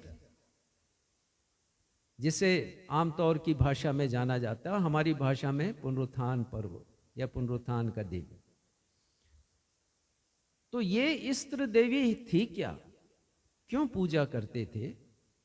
ये इस्त्र देवी प्रजनन की शक्ति देने वाली देवी थी, इसलिए पूजा की जाती थी, संतान उत्पत्ति के लिए। और दूसरा एक कारण था कि ये उर्वरता प्रदान करने वाली देवी थी, अर्थात खेल खलिहान में उपज बहुत हो, उर्वरक हो, वो फर्टिलाइज्ड, उनकी खेती बने, फर्टिलाइजेशन हो उसके चमत्कार के द्वारा। तो और क्या चाहिए लोगों को? बच्चे चाहिए और भोजन चाहिए। तो बहुत लोकप्रिय देवी थी, इसकी पूजा की जाती थी उन दिनों में। और जब उन्होंने जाना कि यीशु का पुनरुत्थान भी इन्हीं दिनों में हुआ, तो उन्होंने आज के दिन को परिवर्तित कर दिया ईस्टर में। आपकी जानकारी के लिए बता दूं, ये तो खैर मैंने बता दिया है, ऐश वेडनेसडे से ही बसंत ऋतु का प्रारंभ होता है और अंत प्रभु यीशु मसीह के पुनरुत्थान दिवस के आसपास होता है। आपको यदि मन में कुछ और बात हो कि मैं इतने वर्षों से आप मनाते आ रहे हैं, अनेक कलीसियाओं में कहा जाता है, बड़े बड़े बिशप और बड़े बड़े धर्मगुरु इसको ईस्टर कहते हैं, मैं एक छोटा सा पास्टर, मैं क्या बताऊंगा? आपके पास इंटरनेट है, गूगल है और आजकल आर्टिफिशियल इंटेलिजेंस का सिस्टम भी आपके पास है, आप जांच लीजिएगा। तो सवाल ये उठता है कि हम आखिर अभिवादन करें तो कैसे करें? इसका जवाब मेरे पास यही है कि हम अभिवादन करें तो वचन सम्मत करें। और वचन सम्मत अभिवादन कैसे होना चाहिए, इसके लिए निकालिए लूका का 24वां अध्याय 34वां पद। लूका 24:34। और यहां पर हम सीखते हैं, यहां तो लिखा है साफ साफ, भाई पता नहीं क्यों हम इस तरीके का उपयोग क्यों नहीं करते अभिवादन के लिए आज के दिन। पढ़िएगा 24 अध्याय का 34। वे कहते हैं प्रभु सचमुच वे जी कहते उठा थे, है। वे कहते थे प्रभु सचमुच जी उठा है। प्रभु सचमुच जी उठा है। यही तो अभिवादन होना चाहिए हमारा। तो वाक्यात यह था कि 2 शिष्य जा रहे थे इम्माउस मार्ग पर। जिस दिन प्रभु यीशु मसीह का पुनरुत्थान हुआ था उस दिन की बात है। घटनाओं पर उन लोग विचार कर रहे थे और इसी बीच प्रभु यीशु मसीह शामिल हो जाते हैं उन दोनों के मध्य में। एक का नाम है क्लियोपास, दूसरा है लूका, वैद्य लूका। और प्रभु यीशु मसीह वार्ता करते हैं और अंत में प्रभु यीशु मसीह प्रकट करते हैं। 24वां अध्याय पढ़िएगा पूरा। और जब वो प्रभु यीशु मसीह को प्रकट होता हुआ देखते हैं कि वो तो वास्तव में जीवित हैं, जिन्हें क्रूस पर मृत्यु दंड दिया गया था, वो भौचक्के हो जाते हैं। रात का समय है, मध्य रात्रि का समय। वो वापस यरूशलेम आते हैं और वहां शिष्य हैं जो जाग रहे हैं और शिष्यों को कहते हैं कि यीशु जीवित हैं। तो जवाब में क्या आता है? हाँ, सचमुच वो जीवित हैं। तो हमारा अभिवादन ऐसा ही होना चाहिए। तो क्यों ना हम इस अभिवादन को रिपीट करें। मैं कहूंगा हमारा प्रभु जीवित है, आप कहिएगा सचमुच वो जीवित है। हमारा प्रभु जीवित है, सचमुच वह जीवित है। मेरा प्रभु जीवित है, सचमुच वह जीवित है। मेरा प्रभु जीवित है, सचमुच वह जीवित है। ये पहली बात है। हैप्पी ईस्टर मत बोलिएगा यदि आप परमेश्वर के वचन को सम्मान देते हैं और उस पुनरुत्थित प्रभु यीशु मसीह को मान सम्मान देते। देखिए, उनके कद को छोटा नहीं बनाइएगा। ये उस इस्त्र देवी का क्या काम है, सोचने की बात है। तो अभिवादन हमारा ऐसा ही हो। दूसरी बात, और यह भी बड़ा सवाल है, आप वर्षों से इस पर्व को मनाते आ रहे हैं, सालों साल से। क्या प्रभु यीशु के पुनरुत्थान ने आपकी सोच को बदला है, आपके स्वयं की सोच को, जो मृत्यु के विषय में है? क्या आप ट्रांसफॉर्म हुए हैं, या फिर आपके प्रियजन की मृत्यु हुई है और आप दुनियावी विचारों को लेकर के हैं कि बार बार कब्र पर जाते हैं उनके? यहां मैं ये भी स्पष्ट कर दूं, जैसा मैंने प्रार्थना में कहा था, कि हमारे बाइबल में कब्रों का उल्लेख केवल पुराने नियम में है। पढ़ लीजिएगा, सबकी कब्रों का विवरण है। यदि कब्र इतने महत्वपूर्ण होते, प्रभु यीशु मसीह को जीवन का उद्धारकर्ता मानने के बाद, उन पर विश्वास करने के बाद, तो हम नए नियम में भी कब्रों का विवरण पाते। लेकिन एक ही कब्र है, वो यीशु की, और वो खाली है। क्या कहीं पर भी आपको विवरण मिलता है पतरस की कब्र के बारे में, यूहन्ना याकूब के कब्र के बारे में, उनके जो 12 शिष्य हैं उनके कब्र के बारे में कहीं विवरण मिलता है आपको? कहीं भी नहीं मिलेगा। क्यों नहीं मिलेगा? क्योंकि ये परिवर्तित विचारधारा का नया नियम है प्रभु यीशु मसीह की, कि नई आज्ञा और नए विचारों का है। तो उलझिएगा नहीं इस बात पर। और दूसरा सवाल यही कि क्या हमारा ट्रांसफॉर्मेशन हुआ है, क्या हमारा परिवर्तन हुआ हमारी सोच में, हमारे विचारों में। और दूसरी बात इसमें यह है कि क्या प्रभु यीशु मसीह के प्रतिज्ञा के अनुसार आपकी सोच में बदलाहट आया कि मृत्यु के बाद एक जीवन है। इन दोनों बातों को हम प्रभु यीशु मसीह के पुनरुत्थान से सीखते हैं। क्यों? क्योंकि प्रभु यीशु मसीह अपनी प्रतिज्ञा के अनुसार तीसरे दिन जीवित हुए। विश्वास वचन में आप अंगीकार भी करते हैं और ये भी अंगीकार करते हैं कि वो स्वर्ग पर चढ़ गए। तो हमें भी वास्तविक रूप में truly we have to believe that कि there is life after death, जीवन है, मृत्यु के बाद भी जीवन है। यदि प्रभु यीशु मसीह के पुनरुत्थान के पर्व को वर्षों तक मनाने के पश्चात भी आपकी सोच में परिवर्तन, बदलाहट या ट्रांसफॉर्मेशन नहीं आया है, तो परमेश्वर का वचन कहता है कि आप भयंकर भूल में हैं। आप भयंकर भूल में हैं और भूल को सुधारने की जरूरत होती हमेशा। पढ़िएगा मरकुस 12 उसका 24वां पद, मरकुस 12 और उसका 24वां पद। यीशु ने उनसे कहा, क्या तुम इस कारण से भूल में नहीं पड़े हो कि तुम ना तो पवित्र शास्त्र ही को जानते हो और ना ही परमेश्वर की सामर्थ को। हाँ, पवित्र शास्त्र को जानने की जरूरत है, परमेश्वर के वचन को जानने की जरूरत है। सिर्फ ऊपर ऊपर से प्रचार को सुन लेने से आज का दिन मनाना सफल नहीं होगा, अन्यथा हम बड़ी भूल में हैं। परमेश्वर की सामर्थ को जानिए, वो सामर्थ जो मृत्यु के पश्चात आपको जीवित करेगा। और ये प्रबल विश्वास होना चाहिए, जैसा विश्वास संत पौलुस के हृदय में था कि मैं यीशु को और उसके मृत्युंजयी सामर्थ को जानूं। मृत्यु में सहभागी होने के ही मर्म को नहीं, लेकिन मृत्युंजयी सामर्थ को जानो। उस सामर्थ को जानने की जरूरत है।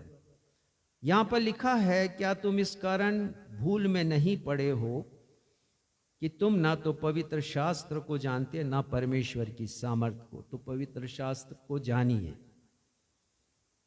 तब आप जानेंगे कि ईस्टर सही शब्द नहीं है, उसका कोई ताल्लुक नहीं है यीशु के पुनरुत्थान से। 27वां पद इसी का। परमेश्वर मरे हुओं का नहीं वरन जीवितों का परमेश्वर है। परमेश्वर मरे हुओं का नहीं, जिसका नाम मैंने लिया वो इसका संसार में कोई अता पता नहीं है। मृतकों का परमेश्वर नहीं है, जीवितों का परमेश्वर है। जब मूसा को परमेश्वर ने जलती झाड़ी में दर्शन दिया तो क्या कहा, मैं अब्राहम का और इसहाक का और याकूब का परमेश्वर हूं। वो क्या हुए थे? उनकी तो सालों साल, हजारों साल पहले मौत हो गई थी, लेकिन वो जीवित थे। जब प्रभु यीशु मसीह का रूपांतरण हुआ तो पतरस, याकूब, यूहन्ना ने देखा कि यीशु का रूप बदल गया, उनके वस्त्र बदल गए और उनके साथ दो शख्सियत थी, पुराने नियम के चरित्र जो उनसे बातचीत कर रहे थे। एक का नाम लिखा है मूसा और दूसरे का नाम एलिया। इनकी तो कब से मृत्यु हो गई थी, खासकर मूसा की।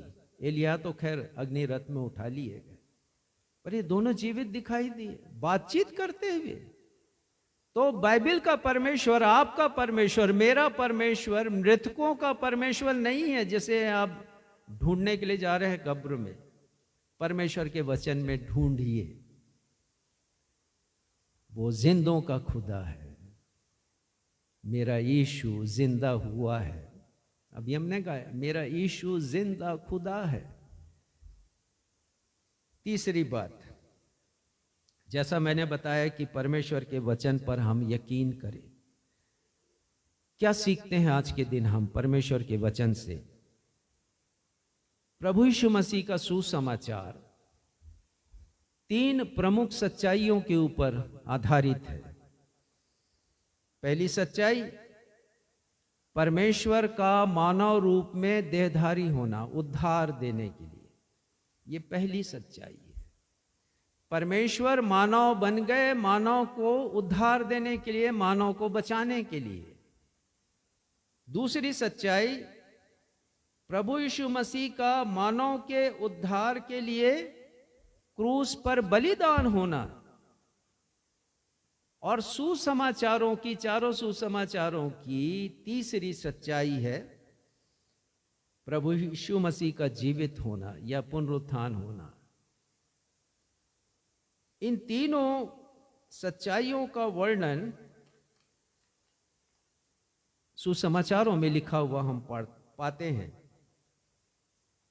प्रभु यीशु मसीह के शिष्यों ने, प्रेरितों ने जिस शब्द से अलंकृत किया गया उनको, प्रभु यीशु मसीह के पुनरुत्थान को प्रमुख स्थान दिया है। कुछ पदों के द्वारा मैं समझाऊंगा। निकालिए प्रेरितों के काम 2 अध्याय 24वां पद। और यहां पर हम देखते हैं कि पेंटेकोस्ट का दिन था वो, और पवित्र आत्मा बड़ी सामर्थ्य से उन लोगों के ऊपर उतरा था, 120 लोगों के ऊपर, जो उपरोठी कोठरी में प्रार्थना कर रहे थे। और फिर पवित्र आत्मा के सामर्थ्य से परिपूर्ण होकर के पतरस प्रचार करने लगते हैं। और वो प्रचार करते हैं, और प्रचार में जो प्रमुख विषय वो लोगों के सामने क्या बतला रहे हैं? प्रभु यीशु मसीह के पुनरुत्थान के विषय में, जिसे यहूदियों ने नकार दिया। और वो यहां पर कह रहे हैं, पढ़िएगा 2 अध्याय 24वां पद। परंतु उसी को परमेश्वर ने मृत्यु के बंधनों से छुड़ाकर जिलाया, क्योंकि उसी को मतलब यीशु को परमेश्वर ने मृत्यु के बंधन से छुड़ाकर जीवित किया। और क्योंकि यह अनहोना था कि वह उसके वश में रहता। ये अनहोना था, ये असंभव था कि प्रभु यीशु मसीह को मृत्यु अपने वश में करती। और यही बात मैं आपको समझा रहा हूं कि हमारे मन में यकीन होना चाहिए कि मौत हमें अपने वश में नहीं करेगी। जिस दिन हमारी अंतिम सांस होगी, इस पृथ्वी पर की होगी, लेकिन पहला जीवन हमारा होगा, जिसे सांस आप कह सकते हैं, वैसे सांस नहीं होगी, जीवन होगा, अनंत जीवन, वो प्रभु के पास ही होगा। अनहोना था कि मौत प्रभु यीशु मसीह को अपने बंधनों में रखे, जकड़ करके वश में रखे। फिर आ जाएं आज का पाठ, 1 कुरिन्थी 15 अध्याय और उसका 3 पद। इसी कारण मैंने सबसे पहले तुम्हें वही बात पहुंचा दी जो मुझे पहुंची थी, कि पवित्र शास्त्र के वचन के अनुसार यीशु मसीह हमारे पापों के लिए मर गया।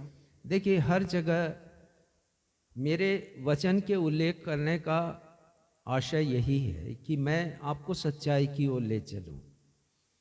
और ये सच्चाई मैंने सीखा संत पौलुस से। वो भी लिख रहे हैं कि परमेश्वर के वचन के अनुसार, इसमें मन की बातें नहीं है।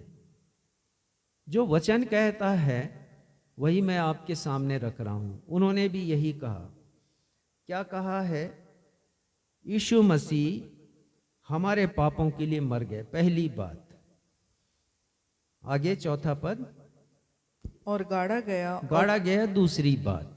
वो हमने देख लिया, यूसुफ अरमतिया के कब्र में प्रभु यीशु मसीह के शव को रखा गया। और उसके बाद, और पवित्र शास्त्र के अनुसार तीसरे दिन जी उठा।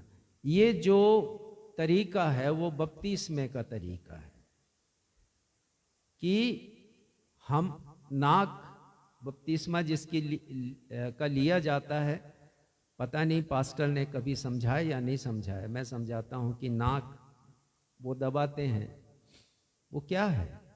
मरना, प्रभु यीशु मसीह के लिए मरना। फिर वो पानी में डुबोते हैं। वो क्या है? गाड़ा जाना है प्रभु यीशु मसीह के साथ, और फिर पानी से निकालना और अपनी उंगली को हटा देना नाक से ताकि आप सांस लो। वो क्या है? मसीह के साथ जीवित होना। तो प्रभु यीशु मसीह के शिष्यों ने प्रभु यीशु मसीह के पुनरुत्थान को बहुत ऊंची जगह दी है। और यहां पर वो आगे कहते हैं, 19वां पद पढ़िएगा इसी अध्याय का। यदि हम केवल इसी जीवन में मसीह से आशा रखते हैं तो हम सब मनुष्यों से अधिक तो अभागे हैं। इस जीवन में मसीह से केवल यही आशा हम ना रखें। दुनिया भर की आशाएं, चंगाई की आशाएं, संपत्ति पाने की आशाएं, सफलता पाने की आशाएं, नौकरी पाने की आशाएं, और यही प्रार्थनाएं होती, प्रभु ये दे दे, वो दे दे, वो दे दे। लेकिन जो हमें चाहिए उसे छोड़ देते हैं, और वो है पुनरुत्थान। इसी जीवन में मसीह से आशा रखते। मसीह से आशा यदि आप रखें तो पुनरुत्थान की सामर्थ्य की आशा रखें, जो आपके जीवन को, विचारों को बदल देगा। और यहां पर वो साफ साफ बहुत कठोर शब्दों में उन्होंने अनेक स्थानों पर लिखा है। इस 15वें अध्याय में पढ़िएगा कभी पूरा अध्याय, आप भी चकित रह जाएंगे। 16वें पद में, यदि मुर्दे नहीं जी उठते तो मसीह भी नहीं जी उठा।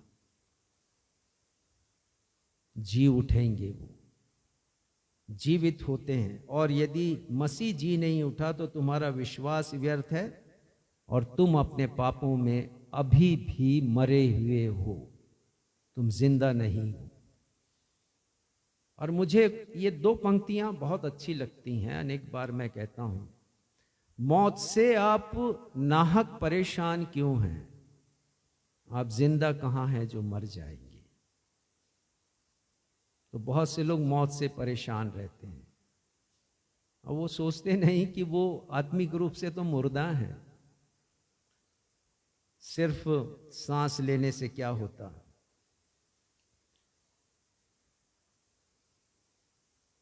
परमेश्वर का वचन बहुत उम्मीदें जगाता है। 21 पद पढ़िएगा। क्योंकि जब मनुष्य के द्वारा मृत्यु आई तो मनुष्य ही के द्वारा मरे हुओं का पुनरुत्थान भी आया। हाँ, मनुष्यों के द्वारा, आदम के द्वारा मृत्यु आ गई और प्रभु यीशु मसीह के द्वारा ही पुनरुत्थान आया। उन्होंने साबित करके दिखा दिया। और पढ़िएगा कि इंसान का सबसे बड़ा दुख मौत ही होता है, सबसे बड़ा डर भी मौत होता है। इब्रानी 2:14 पद 2:14 उसका दूसरा हिस्सा पढ़िएगा, आपके सामने बहुत सी बात स्पष्ट होगी। इब्रानी 2:14 पद उसका दूसरा हिस्सा। ताकि मृत्यु के द्वारा उसे जिसे मृत्यु पर शक्ति मिली थी अर्थात शैतान को निकम्मा कर दे। हाँ, प्रभु यीशु मसीह ने शैतान को निकम्मा किया है। तो फिर डर काहे का? मौत का डर उन्हीं को होता है जो जिंदा नहीं है। आप यदि जीवित हैं और आपने वचन सुना है तो आप भयभीत ना हो, मौत से ना डरें, मौत से खौफजदा ना हो, क्योंकि यीशु ने मौत के ऊपर विजय प्राप्त की है। चौथी बात मैं बताना चाहूँगा कि ये बड़ा अद्भुत लगता है कि प्रभु यीशु मसीह के शिष्य जो यीशु मसीह के साथ साथ रहे 3.5 वर्षों तक, और अनेक शिष्याएं भी थी प्रभु यीशु मसीह की, वे भी प्रभु यीशु मसीह के साथ साथ चलती थीं। जहाँ तक संभव होता था प्रभु यीशु मसीह की सेवा करती थीं, वो प्रभु यीशु मसीह के वचनों को सुनती थी। एक पद निकालिएगा, मत्ती 16:21 और 22 पद। प्रभु यीशु मसीह ने 3 बार अपने पुनरुत्थान की चर्चा की, इन सभी से चर्चा की, लेकिन वो पुनरुत्थान उनके जीवन में दिखाई नहीं दिया। जब यीशु का पुनरुत्थान हुआ तो वो बड़े अविश्वास से और भ्रम से भर गए। बहुत शक उनके मन में उत्पन्न हुआ है। पढ़िएगा मत्ती 16:21 पद। उस समय से यीशु अपने चेलों को बताने लगा, अवश्य है कि मैं यरूशलेम को जाऊं और पुरनियों और प्रधान याजकों और शास्त्रियों के हाथ से बहुत दुख उठाऊं और मार डाला जाऊं और तीसरे दिन जी उठूं। देखिए, प्रभु यीशु मसीह ने कहा ये सब होगा, लेकिन उन्होंने ये कहा कि मैं निराश मत होना तुम लोग, तीसरे दिन मैं जीवित होऊंगा। बार बार कहा। 17 अध्याय का 21-22 पद भी आप पढ़ सकते हैं मत्ती में ही, पर अभी पढ़ेंगे नहीं, मैं संदर्भ दे रहा हूं। 17 अध्याय 21-22, उसके बाद 20वां अध्याय 17 से लेके 19 पद। इन तीनों जगह प्रभु यीशु मसीह ने अपने शिष्यों से कहा है कि वो क्रूस पर अपना बलिदान देंगे, वो मारे जाएंगे, लेकिन तीसरे दिन जी उठेंगे। लेकिन कितना इन लोगों ने विश्वास किया है। आ जाए मरकुस रचित सुसमाचार 16 अध्याय और 1, 2, 3 पद हम पढ़ेंगे। मरकुस 16वां अध्याय हम चौथे बिंदु पर हैं। चौथी बात हम देख रहे हैं कि सब कुछ जानते हुए भी प्रभु यीशु मसीह के शिष्यों ने अविश्वास किया पुनरुत्थान के ऊपर। ठीक ऐसे ही जैसे हम में से बहुत से लोग विश्वास करते हैं बोल करके, अविश्वास को अपने कामों के द्वारा प्रकट करते हैं। पढ़िएगा। जब सब्त का दिन बीत गया तो मरियम मगदलिनी और याकूब की माता मरियम और सलोमी ने सुगंधित वस्तुएं मोल ली कि आकर उस पर मले। सप्ताह के पहले दिन बड़े भोर जब सूरज निकला ही था, वे कब्र पर आईं और आपस में कहती थी, हमारे लिए कब्र का द्वार पर से पत्थर कौन लुढ़काएगा। हाँ, देखिए यहाँ पर वो जो महिलाएं हैं जिनका नाम लिखा हुआ है, इनकी सोच में केवल 4 नाशमान वस्तुएं हैं। जिस अविनाशी बात की चर्चा यीशु ने की थी वो उनकी चर्चा में शामिल नहीं है, पर ध्यान कहाँ गया है? नाशमान वस्तुओं की तरफ। वो नाशमान वस्तुएं क्या है मैं बताऊंगा। पद 1 में लिखा है कि सुगंधित वस्तुएं मोल ली कि आकर उस पर मलें। तो पहला मले मतलब कहाँ पर मले? यीशु के शव पर मले। तो उनकी जो चिंता में क्या है, यीशु का शव है और हमारा शव क्या है? मिट्टी है। हम मिट्टी से बने हैं, मिट्टी में समाप्त हो जाते हैं, नाशमान है हमारा शरीर। उनका ध्यान भी इसी में है।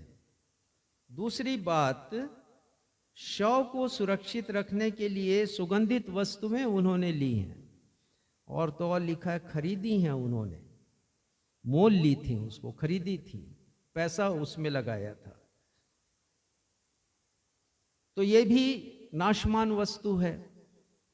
तीसरा है पद 2 में कि बड़ी सुबह जब सूरज निकला ही था वे कब्र पर आई। तो ध्यान कहां पर है उनका? कब्र पर। उनका ध्यान कहां है? यीशु के शव के ऊपर। जबकि यीशु ने कहा है कि मैं तीसरे दिन जीवित हो जाऊंगा, परंतु वो जीवित यीशु को ना देख करके उनके शव को देख रही हैं वो। और तो और एक रात पहले से तैयारी कर ली हैं, क्योंकि सब्त का दिन था, कोई खरीदारी होती नहीं थी, दुकानें बंद होती थी। तो शनिवार को ही उन्होंने ये सुगंधित वस्तुएं जो मम्मी के ऊपर लपेटी जाती थी, मम्मी शव को सुरक्षित रखने के लिए, वो पहले से खरीद ली थी। वो बहुत मूल्यवान होती थी, बहुत कीमत लगता था। तो लगता है मुझे ऐसा कि सब महिलाओं ने कंट्रीब्यूट किया होगा खरीदने के लिए। ये सब कर सकते हैं लोग, लेकिन जो करना है उसे करते नहीं। और चौथी बात है पद 3 में, फिर से पढ़िएगा पद 3। और आपस में कहती थी, हमारे लिए कब्र के द्वार पर से पत्थर कौन लुढ़काएगा। कौन लुढ़काएगा? तो चिंता का बड़ा विषय था कि अरे हम तो निर्बल महिलाएं हैं, हम में इतनी शक्ति नहीं है, और वो जो पत्थर कब्र के द्वार पर अभी तक उसको बंद देख रही हैं, वो चिंता है कि लुढ़काएगा कौन। और एक अनुमान के हिसाब से 3 टन उसका वजन था, बहुत ही भारी भरकम। 1 क्विंटल, 2 क्विंटल, 3 क्विंटल नहीं, 300 क्विंटल, इतना वजनी, तो कौन उसको हटाएगा? लेकिन सच्चाई क्या थी? सच्चाई तो ये थी कि पत्थर हट चुका था और यीशु का पुनरुत्थान हो चुका था। और दूसरी सच्चाई ये थी कि उनके मन पर पत्थर हट पड़ा हुआ था, और यही मन का पत्थर हट जाए ना, तो फिर यीशु का शव दिखाई नहीं देगा, जीवित यीशु दिखाई देंगे। ये मन का पत्थर हट जाए तो सुगंधित वस्तुएं नहीं दिखाई देंगी, हमारा समर्पण दिखाई देगा। यदि यही पत्थर जो मनों पर पड़ा हुआ है वो हट जाए तो कब्र हमें दिखाई नहीं देगा, जीवन दिखाई देगा। बहुत से लोग तो इसी में उलझे हुए हैं, कब्र में। और बहुत से लोग पहले से प्लानिंग करते हैं कि हम यदि मौत होगी तो यहां पर गड़वाना प्रभु की वाटिका में। फिर बच्चे होते हैं, माता पिता की इच्छा पूरी करने के लिए बहुत अच्छी कब्र, कंपटीशन होता है किसकी कब्र सबसे अच्छी है, संगमरमर वाली कब्र, और हैसियत का प्रदर्शन होता है वहां पर, हम कितने अमीर हैं, कब्र में ही खोए हुए हैं। ये मन के पत्थर को हटाने की जरूरत है, हम इसे हटाएं। और ये तब हटता है जब हम अपना ध्यान यीशु की तरफ लगाएंगे, जीवित यीशु की तरफ, तब पाएंगे कि वो पत्थर तो हटा हुआ है अलौकिक शक्तियों के द्वारा।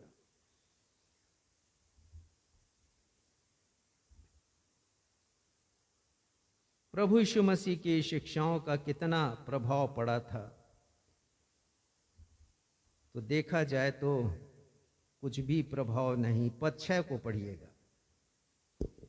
उसने उनसे कहा, चकित मत हो, तुम यीशु नासरी को जो क्रूस पर चढ़ाया गया था ढूंढती हो। वह जी उठा है, यहाँ नहीं है।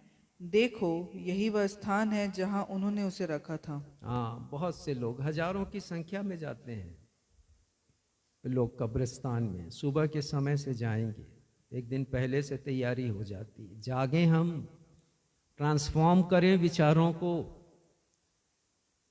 आप यदि मुझसे पूछेंगे तो मेरे परिवार में 5 मृत्यु हुई है। मैंने इन वचनों को पढ़ा, मेरी आंखें खुली, मैं कभी कब्र में वापस नहीं गया।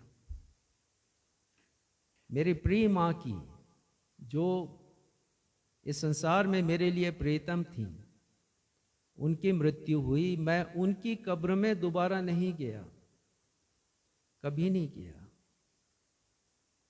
क्यों नहीं गया? मैं किसके पास जाऊं? मिट्टी को देखने जाऊं वहां? एक पद निकालिएगा, सबोपदेशक 12वां अध्याय 7वां पद। किससे मिलने के लिए जाऊं मैं वहां पर? कितनी अज्ञानता हम करते हैं। हमें उस पत्थर को जो हृदय पे पड़ा है उसे हटाने की जरूरत है। पढ़िए 12 अध्याय 7वां पद। तब मिट्टी जो की त्यों मिट्टी में मिल जाएगी और आत्मा परमेश्वर के पास जिसने उसे दिया है लौट जाएगी। देखिए, आंखें खोलने के लिए तो ये पद बहुत पर्याप्त है। जब जीवन के सच्चाई को, सत्यता को जाना राजा सुलेमान ने, तब उन्होंने अपने जीवन का सार लिख दिया और लिख दिया यहां पर, तब मिट्टी जो की त्यों मिट्टी मिल जाएगी। जिसे मैंने गड़ाया है, मेरे परिवार के लोग, मेरे प्रीतम लोग, वो मिट्टी ही थे, मिट्टी में समा गए, मिट्टी के बने थे। सिंपल मैथमेटिक्स है ये। महत्व क्या है? हमारे शरीर में सबसे महत्वपूर्ण क्या है? वो आत्मा है। और आत्मा कहां चली गई है? परमेश्वर के पास चली गई। तो मैं कहां पर जाऊं? मैं परमेश्वर के पास जाऊं। यही सच है। दाऊद ने भी जान लिया। उसके पहले नवजात शिशु की मृत्यु हुई तो सभासदों ने पूछा उससे, उसने कहा, मेरा बेटा मेरे पास लौटकर नहीं आ सकता। वो जहां गया वहां मैं एक दिन जाऊंगा। अरे ये विश्वास रखिए आप, यही पुनरुत्थान की सामर्थ्य है, यही हृदय का परिवर्तन है। 7वां पद पढ़िएगा, मरकुस 11 7वां पद या 16 अध्याय 7वां पद। परंतु तुम जाओ और उसके चेले और पतरस से कहो कि वह तुमसे पहले गलील को जाएगा, जैसा उसने तुमसे कहा था, तुम वहीं उसे देखोगे। हाँ, ध्यान से सुना आपने इस पद को। स्वर्गदूत ने क्या कहा है शिष्यों से? तुम यहां से, लेकिन आप क्या कर रहे हैं? वहां पर जा रहे हैं। स्वर्गदूत बोलता है यहां से जाओ, यहां मत रुको, जिससे मिलना है वो यहां पर नहीं मिलेगा। कितना सच है परमेश्वर का वचन, लेकिन हमको तो अनाज्ञाकारिता करनी है। इसीलिए मरकुस उसके 12 अध्याय के 24वें पद में हमने पढ़ा, तुम बड़ी भूल में हो। परमेश्वर का वचन कहता है अब भूल में ना रहें। हमें स्वर्ग जाना है तो ऐसी भूल मत कीजिए, बहुत महंगा साबित होगा। शैनी अब्राहम के बारे में मैंने पढ़ा कि बहुत अच्छी धाविका थी वो, और सियोल ओलंपिक में दौड़ रही थी 400 मीटर में। सबका विश्वास था कि वो गोल्ड पाएंगी और वो सबसे आगे दौड़ रही थी, लेकिन इसी बीच एक भूल हो गई, ट्रैक बदल लिया उन्होंने, फाउल हो गया और पदक से चूक गई। रात भर रोई है, रात भर रोई है। परंतु जो कहावत है, अब पछताए का होत है जब चिड़िया चुग गई खेत। हमें ना पछताना पड़े। 7वां पद, स्वर्गदूत ने जाने की बात की और आगे लिखा है कहने की बात की है उन्होंने। जाके तुम पतरस से कहो कि वो यहां नहीं है, वो जीवित हो गया है। ये घोषणा करनी है आपको कि मेरा प्रभु जीवित है, और दूसरे कहे हाँ सचमुच वो जीवित है, ये घोषणा करनी है। बार बार लिखा जा रहा है, चारों सुसमाचार में लिखा जा रहा है कि यीशु जीवित हैं, आपका प्रियजन भी जीवित है। यदि उनका विश्वास था मसीह में तो, और आप भी जीवित होंगे, तो मुर्दों के दुनिया में क्यों हैं आप? कब्र में मत सिमट जाइए। स्वर्गदूत ने कहा कि जाओ तुम कहो। कितना कह पाते हैं हम शायद कुछ भी नहीं कह पाते हैं। अंतिम बात बताऊंगा, संदेश को समाप्त करूंगा मैं। पांचवी बात कि चैलेंजेस ये पर्व हमें देता, चुनौती देता है। और चुनौती ये है, पहली बात, क्या आप वास्तव में पुनरुत्थान का जीवन जी रहे हैं? मृत्यु हमने देख लिया, पराजय का नहीं परंतु विजय का प्रतीक है, और मृत्यु के परे अनंत जीवन, ये विश्वास हमारे हृदय में होना चाहिए। दूसरी बात, क्या आपकी सोच ट्रांसफॉर्म हुई है? यदि इसके पहले नहीं हुई तो आज आप संदेश सुन रहे हैं तो अपने विचारधारा को परिवर्तित कीजिए। ट्रांसफॉर्मेशन की जरूरत है। ठीक ऐसे ही जैसे कि एक कंबल कीड़ा होता है, कैटरपिलर, और वो एक खूबसूरत तितली में बदलता है। कब? जबकि अपने आप को एक ककून में वो घुसा लेता है, करीब 3 महीने रहता है वहां पर, और अब उसका जीवन बदल जाता है। एक ऐसा कैटरपिलर जिसको आप हाथ में नहीं लेना चाहेंगे, इतना घिनौना होता है, वो एक खूबसूरत तितली में बदल जाता है जिसे आप हाथ से पकड़ना चाहेंगे। यही है ट्रांसफॉर्मेशन। तीसरी बात, क्या आप अभी भी लाजर के समान कफन के कपड़ों में बंधे हुए हैं? पढ़िएगा यूहन्ना 11 अध्याय का 43वां पद, मैं समाप्त करूंगा। यूहन्ना 11 अध्याय 43वां पद 43। यहां पर हम देखते हैं कि 4 दिन के मृत लाजर को प्रभु यीशु मसीह ने जीवित किया है, और उसके बाद क्या हुआ है? यह कहकर उसने बड़े शब्द से पुकारा, हे लाजर निकल आ। प्रभु यीशु मसीह लाजर की कब्र के पास पहुंचे हैं, और वहाँ कहते हैं पत्थर को हटाओ, पत्थर हटाया जाता है और यीशु आवाज देते हैं जोर से, लाजर बाहर आ। तो लाजर बाहर आता है। पढ़िएगा। और जो मर गया था वह कफन से हाथ पांव बंधे हुए निकल आया। वो कफन बंधा हुआ निकल आया। हम भी ऐसे ही बंधे हुए हैं कब्र से। और यदि एक और कठोर शब्द का प्रयोग करूं तो कफन से बंधे हुए हैं।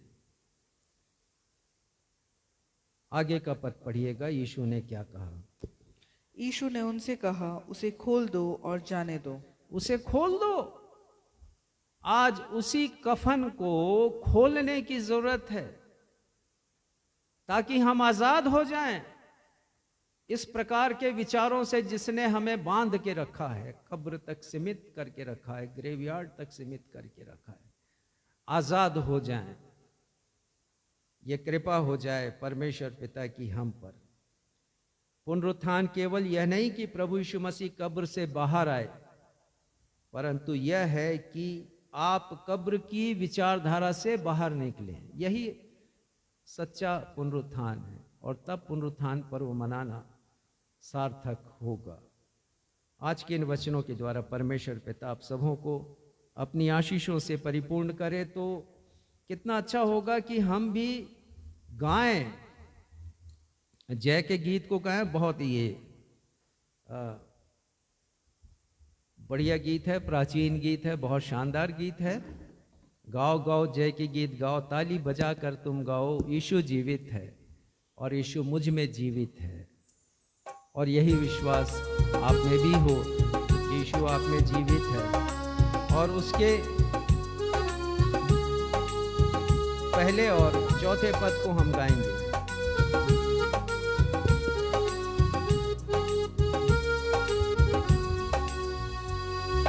गाओ गाओ जय के गीत गाओ, ताली बजाकर तुम गाओ, यीशु राजा जिंदा हुआ, हालेलुया, खुशी से सबको सुनाओ। यीशु जीवित है, गाओ हालेलुया, खुशी से सबको सुनाओ।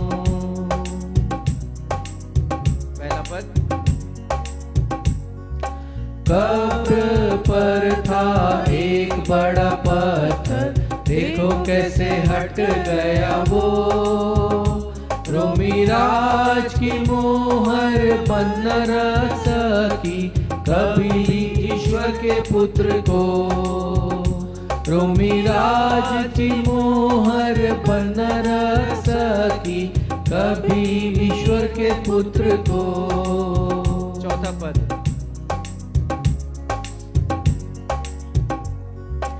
ऊंचे हो बुलंद दरवाजों, आता है यीशु बादशाह, नरसिंह सितार और तबला बजाकर गाओ सब हालेलुया, नरसिंह सितार और तबला बजाकर गाओ सब हालेलुया, नरसिंह सितार और तबला बजाकर गाओ सब हालेलुया। प्रार्थना में जाएंगे। हमारे परमेश्वर पिता, हम हालेलुया कहते हैं, आपकी प्रशंसा, आपकी तारीफ करते हैं पिता, उस आश्चर्यजनक अद्भुत काम के लिए जिसे केवल आप ही कर सकते हैं। और वो ये है कि आपने जैसे यीशु को जीवित किया, वैसे ही पिता आप हमारी मरणहार देहों को भी अविनाशी देह में बदल देंगे। ये सामर्थ्य केवल आपके पास है। होने दीजिए पिता, हमारा विश्वास, सच्चा विश्वास यही हो। यदि हमारे विचारों में परिवर्तन नहीं आया है तो आज के संदेश के द्वारा हमारे विचार बदले जाए। ये वचन सम्मत संदेश बहुतों के जीवन को आलोकित करे और उन्हें एक नई दिशा दे सके, ऐसी प्रार्थना है। पवित्र आत्मा हम सब के जीवन में काम करे। धन्यवाद देते हैं पिता अपने उद्धारकर्ता मृत्युंजयी प्रभु यीशु मसीह के लिए, उनके पुनरुत्थान की सामर्थ्य से पिता हम भी बदले जाएं और ना सिर्फ अंतिम सांस के पहले लेकिन अंतिम सांस के बाद मृत्यु के ऊपर हम विजय प्राप्त करें और उस दिन को हम देखें जब हमारा मरणहार शरीर अविनाशी में बदलेगा। धन्यवाद देते हैं और अपनी इस प्रार्थना को अपने जीवित प्रभु यीशु मसीह के महिमामयी नाम में मांग लेते हैं। सुनिए, स्वीकार कीजिए। कलीसिया कहे आमीन। आशीष ग्रहण करेंगे। अब मैं ये प्रार्थना करता हूं कि आपका प्रेम और ज्ञान सब प्रकार के विवेक सहित और भी बढ़ता जाए, यहाँ तक कि आप सब उत्तम से उत्तम बातों को प्रिय जानो और हमारे मृत्युंजयी मसीह के दिन तक सच्चे बने रहो और कभी भी ठोकर नहीं खाओ। अब हमारे परमेश्वर पिता का प्रेम, हमारे उद्धारकर्ता प्रभु यीशु मसीह का अनुग्रह और शांतिदायक पवित्र आत्मा की सहभागिता हम में से प्रत्येक के साथ अब से हमारे उद्धारकर्ता प्रभु यीशु मसीह के दूसरे आगमन तक हमेशा होती रहे। हम सब कहें आमीन। जय मसीह की।